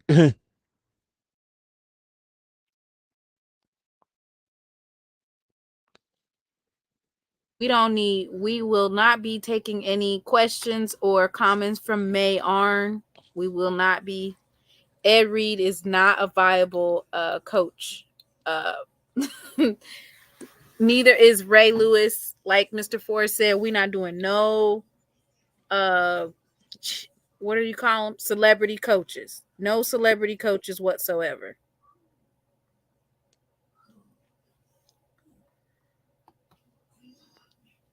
I really wouldn't call Ray Lewis a celebrity coach because I think since he been retired, he ain't really been in the spotlight like that. You wouldn't call him a celebrity coach. Do you know how many No. murder jokes there would be? No. He'll just cause some unnecessary and then okay, so a lot of people are talking about taking these D2 schools, coaches from them. You're upsetting their dominance in their particular league. Like, you just gonna take Benedict's head coach, and then it's like, how do you even know he wants to leave Benedict? You can probably, I would say another name, Toriano Morgan from Edward Waters. He's done a good job this season, the last couple of seasons. Got them to a winning record this year. Almost made it to the Florida Beach Bowl. So I would see him coming from the D2 ranks. For Texas Southern, Texas Southern is a tricky one. I'm looking at, okay, so one name I'm looking at is Antonio Cromartie. He's a defensive analyst over at St. Augustine. St. So wasn't that just like mess up the balance at the D2 ranks? Nah. Y'all just over here stealing folks' coaches like the Power 5 be coming to get our coaches. I mean, it's the tricky business of college football. It doesn't even matter, stealing. Shoot, whoever got the better price and whoever got the better product. I mean, in a sense, you kind of got to drink. In a sense, you got to kind of think like a dope dealer. So, have you heard this rumor that Andrew Body is supposed to be going to FAMU? That's a new one on me. I didn't hear that. That's my first time hearing that. That rumor been circulating around. I don't think he leaves out because he's going to talk to. I think he's going to talk to his mom and his dad I don't think Are they in Texas? Yeah, they in Corpus Christi. Oh, I like that one. I like Mike Mentor, even though he's had a losing season every season. His recruiting is up to recruiting is is what A1. up there. Yeah, I would see him by Mike. I would see by Mike Mentor. I That's could somebody see. you might have to pull a trigger on right there. Is Mike Mentor to the SWAC? Also, I'm gonna be honest with y'all. I said I was talking to some people earlier today. Go for Texas Southern. You might and for my folks that's in Dallas, that's from Texas, that's in the DFW area, y'all should know this address. Granger should go up to 3601 South Marsalis Avenue, Dallas, Texas. South Oak Cliff High School. Jason Todd, head coach, South Oak Cliff. He knows the area, he knows the state.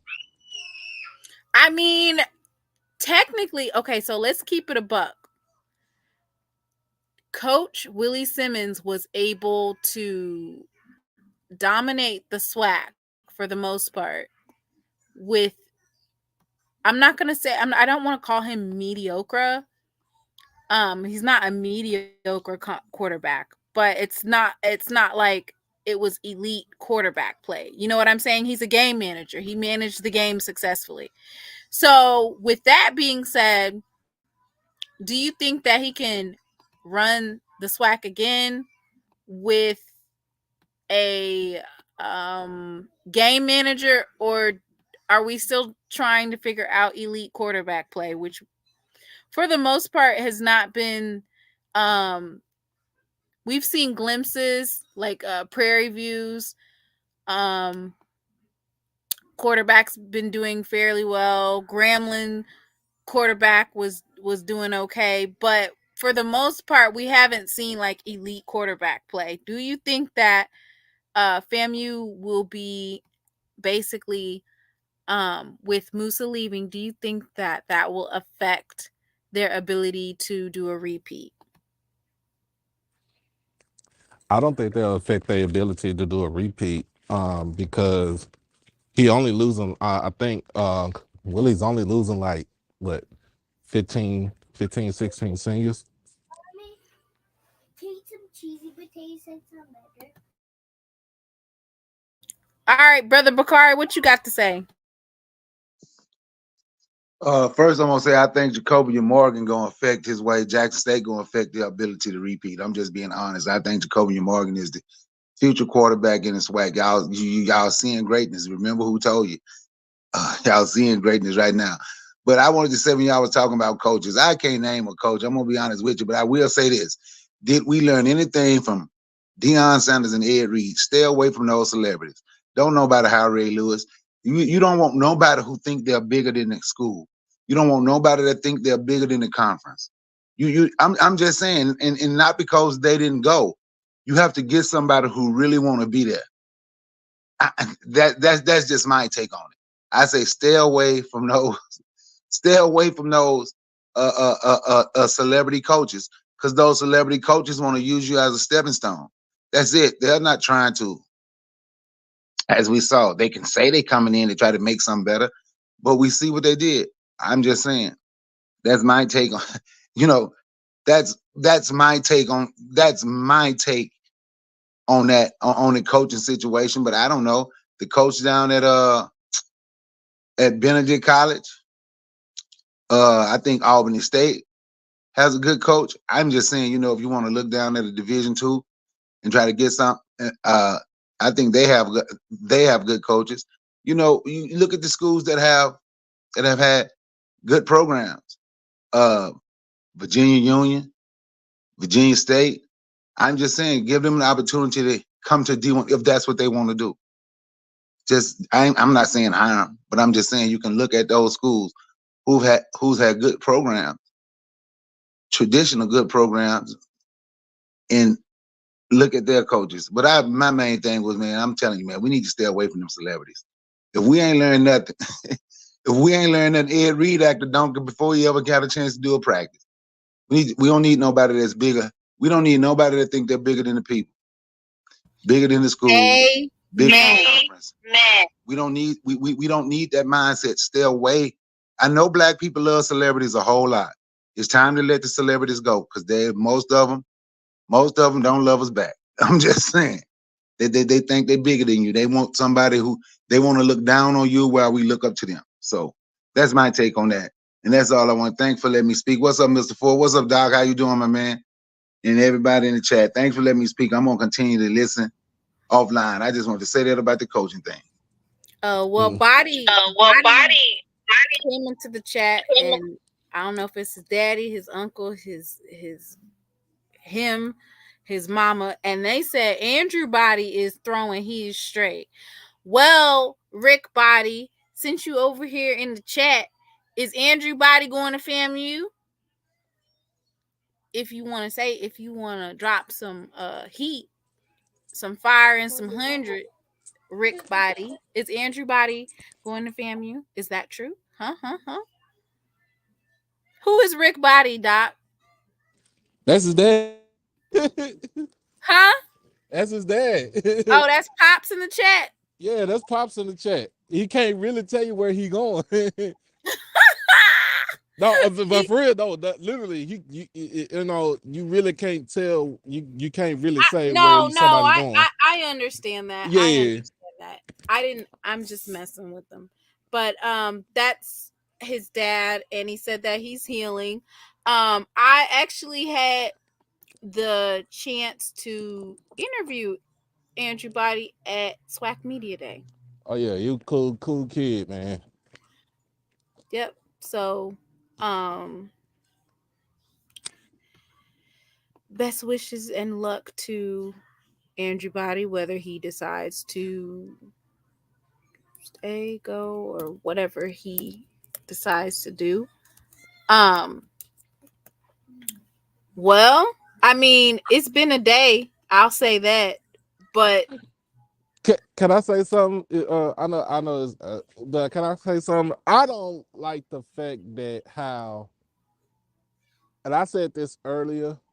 I said this today, and I said this on in multiple chats. Don't if you're gonna let the people go, if you're gonna announce to your team like, okay, I'm not gonna be your head coach. I'm not gonna be your head coach going forward. If you announce to your coaching staff, I'm not gonna be the man in charge going forward. And then you're gonna sit there and try to backtrack it. Don't do that, because that messes with the kid's psyche right there. You know what I'm saying? Like, I don't like that. And it's same thing that happened with Texas Southern. They would say that well, McKinney is still the coach. I mean, he's still the coach, but he out. His contract ain't renewed. Okay. He's after Saturday, after December the 15th, he is not going to be the head coach of Texas Southern anymore. I don't like it when people try to you say something with the narrative, and then you try to backpedal your way to regain, to try to regain that narrative. I don't like it. Like, Dooley, you knew you were doing a terrible job this season. You regressed. He has regressed as a head coach. Ever since he got the job at Prairie View, he was below 500 one year, his first year, 65, 2-1 because that was COVID year, and 7-5 because he got to the SWAC. He got to the SWAC championship game. Then he gets over to Southern. He goes 7-5 because he backdoored himself into the championship game. And now everybody had them picked to win the West.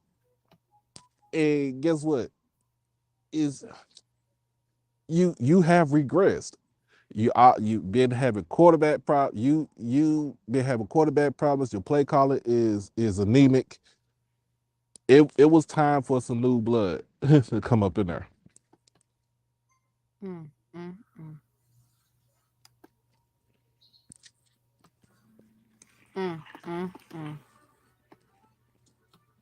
And So yeah, okay, so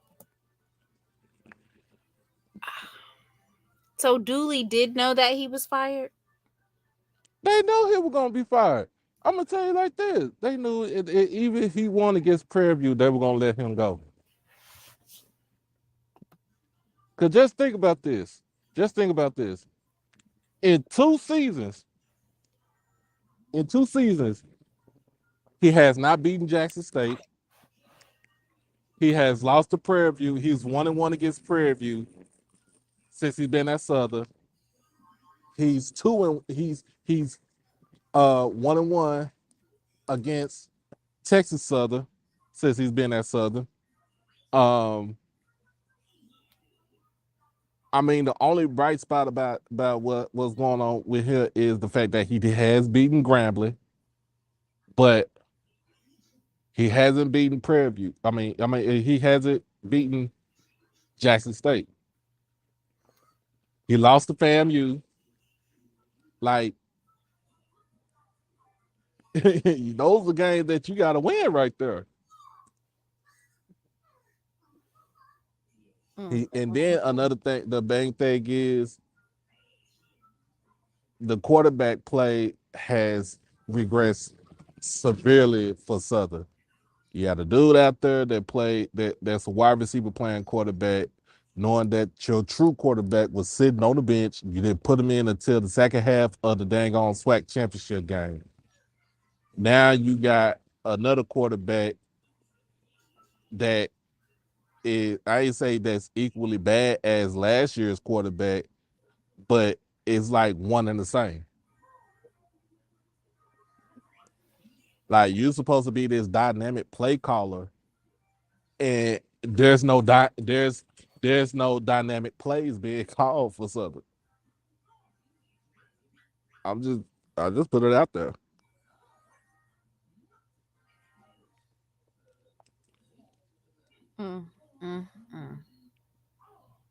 It's a dirty mess. It gets tricky with the coaching. So here's my thing. First year head coaches, what do we have? We have North Carolina A&T. They're 1-9. 1-9. You about to get a hundo to Jackson State. You about to win a bet. I need him to come on my show, Soup Dave from North Carolina A&T, and make that good donation. But out of all of the first, so who else is a first year head coach? Lee Hull at Delaware State. He's 1-9. He's 1-9 too. Mm-hmm. Okay, and then who else we got?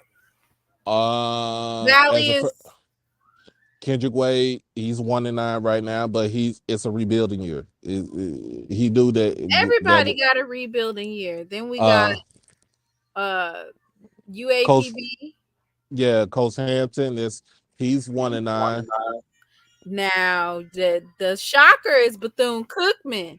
Bethune-Cookman is making some sort of progress. Yeah, Bethune-Cookman, they could come over, and we're going to be rooting for those Wildcats. If anybody,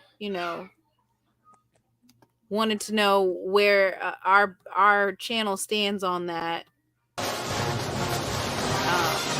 just want to make that clear. We are Bethune-Cookman all day. You go to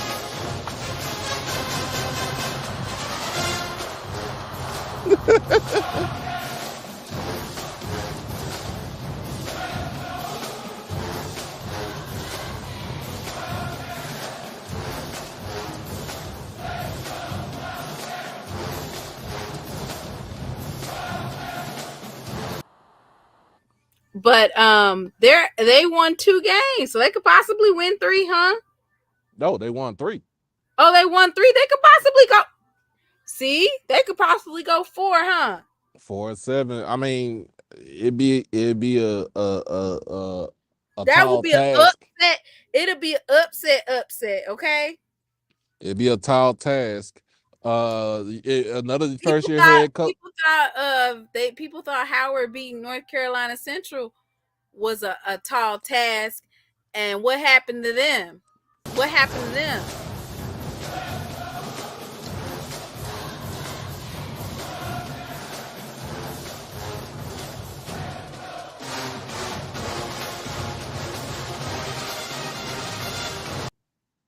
Yeah, so I'm excited. But and then what other first year head coach we got, Doc? Quinn Gray over at Albany State. He was a FAMU great quarterback. He's at Albany State D2. They was close to going to the Florida Beach Bowl, the new bowl game they have for D2 HBCUs. I mean, like you got some coaches out there that can actually coach and they can actually get through to the kids and they can develop the kids. I like what I see. Okay, so and then what else do we have? The best first time head coach 7-3 right now, right? TC Taylor of the Jackson State University. What I'm saying that to say this. So, realistically speaking, whenever they fire a coach, it's a rebuild season, right? Okay, it's November and you have some coaches that still have a week or so left. They're going to be behind on recruiting, right?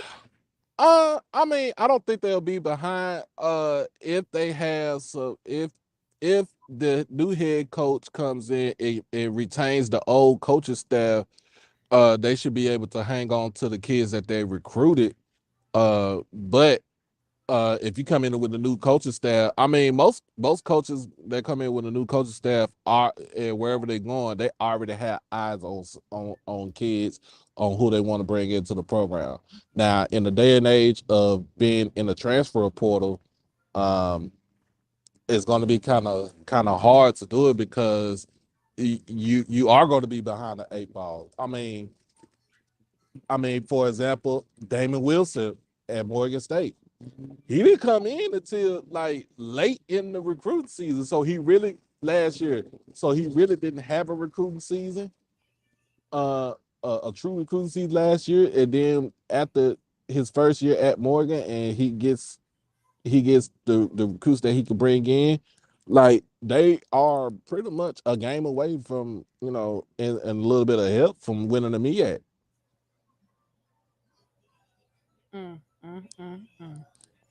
It all comes down to this weekend. So I mean, it's wide open, but I say that to say this. In the spectrum, it doesn't look good for a lot of first-time head coaches for their overall wins versus losses column. And I'm saying that because if we're looking at the possibility that there could be, there's 2 openings, and then there's a possibility that there might be up to 4 openings in the SWAC. Mm-hmm. That's major because it would happen late in the season. I think early signing day is December 15th, if I remember right. So you're going to already be behind in SWAC in recruitment, and then you got to recruit from the bottom up. I mean, you basically, so most of the time, coaches gonna come in. Alabama State is right there. Like Alabama State, is right there in the recruiting. Jackson State, is Jackson State going to be able to repeat and have a top recruiting class? FAMU. Like it's almost like the big and then now we got Bethune-Cookman on the, but like Coach Woody was one of the top recruiters in the Power 5 realm. Like he literally got an award for his level of recruiting. So now you can't even sleep on him either. But it seems like all of that is happening in the East.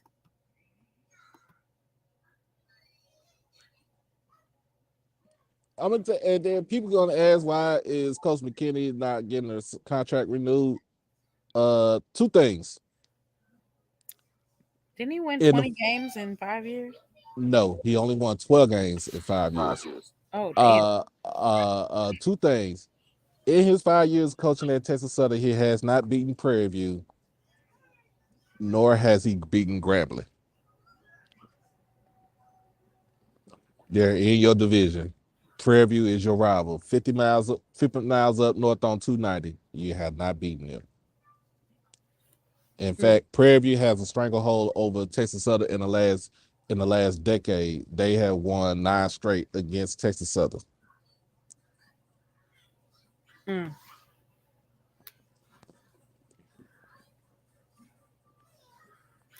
I mean, I just think that probably put some pressure on him. Coach TC took over a program that lost their whole coaching staff, 60 plus players, and still ended up with a winning season. Yeah, and some of those players. I think the only retained staff, like coaching wise, is Coach Morton, the running backs coach. He was elevated to a running backs coach, and then you have Coach O, and Coach TC. And just think about this: TC had to re-recruit most of those players. Even when they did jump, some of them jumped into that portal after the spring game. He still had to re-recruit those players. Now he gonna have a full season. He had a full season under his belt, and it's not like when he took the job, like he didn't know who to recruit. He already had his recruits in place. That's the reason why he kept Coach O, because he knew what the type of players that he wanted to bring to the school. Now he gonna have a real full recruiting class where he's going into the JUCO ranks. He's going back to the transfer portal. He's gonna get some grad students up in there. He's gonna get JUCO players in there. He's gonna have players that didn't even step foot on campus for the fall to come back. Oh, you saying the ones that what was happening with them was that they weren't able to graduate in time and get to camp, right? Right. So you're gonna have Junior Hilimi. You might even see Tristan come back on campus. And with Tristan, his was a situation where, you know, his mom was dealing with battling cancer, and thank God that she did defeat cancer. You know, she beat it. So now I think his mind is at ease where he can actually now come back and get ready to focus back on, you know, playing football.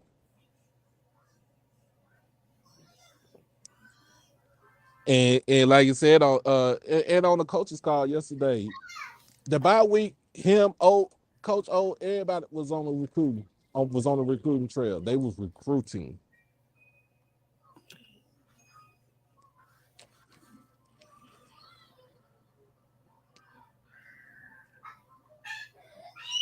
Oh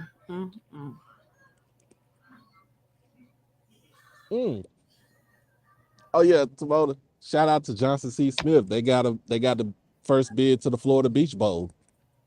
First winning season in a long time too. Congratulations! You said Johnson C. Smith in Charlotte. Yes, ma'am. So what does that mean? How do they get to the Beach Bowl? So in the D2 ranks, it's the first year of the bowl. So basically they got selected to it. Oh, they're gonna play Fort Valley State.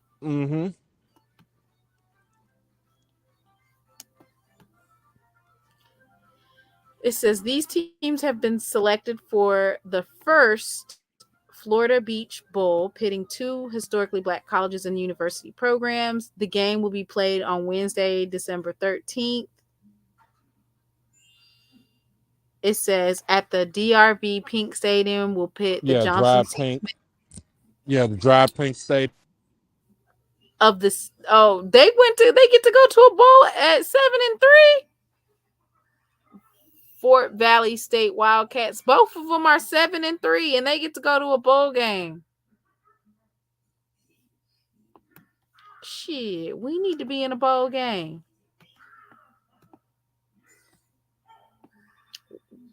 at 7-3. What part of Florida is that in? Oh, Fort Lauderdale. So basically in Miami? Yep. Oh, wow. And they got the vision. They got the vision from John Grant, who heads the Celebration Bowl. It says it seems like academics played in part because of why they got selected. As part the requirement, the school selected had to be in good academic standing.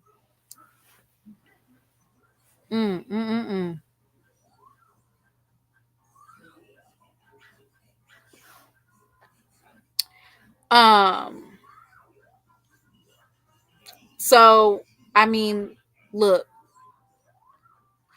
I think today's events is probably a precursor to what next Monday is going to be like after this weekend's game.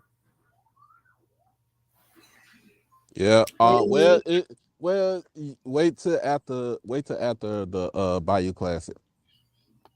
Why we gotta wait till after the Bayou Classic? The Bayou Classic and the Turkey Day Classic, because those are all the other two. But they're already gone. Oh, I mean, what are we waiting on? That coach already gone, ain't it? Yeah, but you'll see a lot more coaches come in. Well, the one is already gone, which is Coach Dooley. That's for the Bayou Classic, so he can't come back, right? Or no?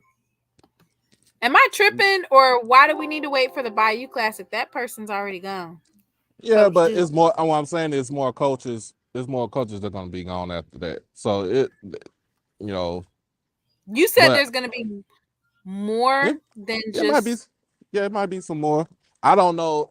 I mean, you still got a opening at Clark Atlanta. You got to open at Morehouse. And you got to open it at St. Aug. They said Clark Atlanta ain't had a winning program in years. Yep. But I just went ahead and posted that release. Southern University Director of Athletics Roman Banks announces change in Jaguar football leadership effective immediately. After very thorough and continued evaluations of all components related to the Southern football program, I've recommended to President Chancellor Shields, Board of Supervisors, Chairman Myron Lawson, and Athletic Chairman Attorney Des Moines Rutledge that a change in the leadership of the program was necessary in order for Jaguar football to reach our full potential and expectations of our football program. Banks said, "We appreciate and thank Coach Dooley for his time here at Southern, and we wish him the best in his future endeavors." And then there's going to be a press conference tomorrow morning at 10:30 a.m. Assistant head coach, special teams coordinator, and linebackers coach Terrence Graves will serve as the interim head coach, and safeties coach Sean Wallace will serve as acting head coach for the Bayou Classic. Coach Graves will have the distinction as the only coach in the 50-year history of the Bayou Classic to coach both Grambling State and Southern University as the interim head coach. Wow. Now, do you know what the difference is between acting? So he's going to be the actual coach for the Bayou Classic? Doc, it says, I wouldn't be surprised if a certain receiver that's at CU comes back down to the FCS level. What are you talking about? I don't know if you guys know that there are certain types of like transfer rules. So if they've already transferred one time, they can't transfer a second time unless they get a waiver. And I'm pretty sure that you can't say that the crime was bad or that your mental health was bad. So I really don't know how you would be able to make a case to leave Colorado. They found the stolen items, so you can't say anything was stolen or anything like that because they found all of those items. So I don't know if that's going to be something that they'll be able to do. I do know that there were a couple of folks that went to other schools that might not have had the chance to show their full potential by playing in some of those games. That just comes with the risk that you take when you enter into that transfer portal and decide to go elsewhere. Now, what was that question you said as far? Okay, so with Terrence Graves, yeah, so he's the interim head coach. He's the acting head coach. So basically, in the capacity for the last game of the season, he is the de facto head coach for right now until they find Why a new wouldn't one. they just name one person though? Why are they naming two different people? It's Southern. I know somebody who else gonna be on the hot seat down there on the bluff.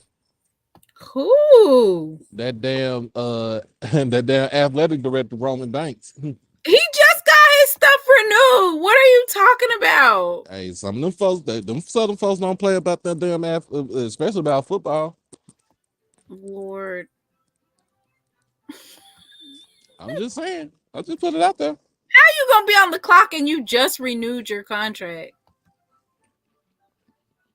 They should have not, if they felt like that, they should have never have renewed his contract. They literally just renewed his contract. I just wanted to make a quick service announcement. SheLovesThee podcast will be headed to the Soul Bowl. That's right. Thursday at midnight. I will be headed to Jackson State University to cover the Soul Bowl. I am planning on attending there's a day party that will be taking place. I want to say it's going to be at the King Edward. And that will be I just got a text from Mr. Campbell. What? What what Unc say? Because I said that Coach Willie Simmons is going to Texas A&M. First of all, I didn't say he was going. I said, what if? Make sure y'all quote me. If you quote me, you got to quote me right, okay? I said, what if Willie Simmons goes to Texas A&M? That's what I said. And then I said, well, I heard Coach Willie Simmons is going to be offered some FBS level jobs. That's all I said. I wasn't trying to cause no mess. I was just saying it, you know? What if? If we're a fifth, what will we all do, Doc? Shit, I'll be drunk right now, sitting on this sitting on this bench, waiting on for my bus right now. Right. We all would take a drink, okay? There's no take a drink. There is I'm getting drunk. Oh, okay. Yeah, that part. So I wasn't trying to cause utter chaos. Now, I'm surprised that he answered that question, but he answered the question about Andrew Body. Even though Andrew Body's daddy came up here, shoot, that's the tea that we really need to settle is where's Andrew Body going? And he didn't answer that. His daddy didn't answer it. All he said was that he's throwing well and that he's healing. That's it, and that's all. He didn't give us no deets on where he's going. Tell him to come up here to make his commitment video, to come on these HBCU spaces. Y'all start coming on these HBCU spaces to make your commitments known. But anyway, this was a really good night of just conversations about HBCUs, making sure that we're holding the coaches to the fire and that they're bringing their A game with regard to quality football. I think it's great that we're holding these coaches accountable. As I was saying, I'm headed to the Soul Bowl. So with that being said, I do have some out-of-pocket costs for the Soul Bowl that if you can donate $5, $10, I would greatly appreciate it. And I am going to drop the information. It should be on there. I don't know where it's at. Let me see. The information will be at the bottom. So if you would like to make a donation, please feel free to hit the Cash App or PayPal for my hotel room. I want to thank you all for coming and just talking, and Coach Simmons, Doc Holliday. Who else did we have on here? Dr. D was on here. We also had Pacifico come on here, and he had a great HBCU Mega 24, which we're going to have to do a show on that again, which is basically he wanted to talk about merging the conferences and working out championships within the Black college ranks, which I love that idea. It just needs to be worked a little bit more. Thank you all. Hopefully I'll be able to have a live on Thursday morning in case a Jackson State president is announced.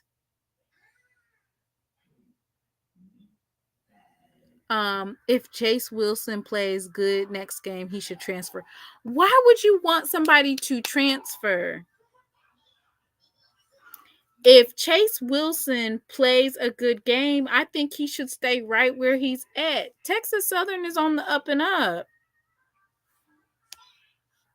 I don't expect we will find out Texas Southern decided who their new coach is going to be.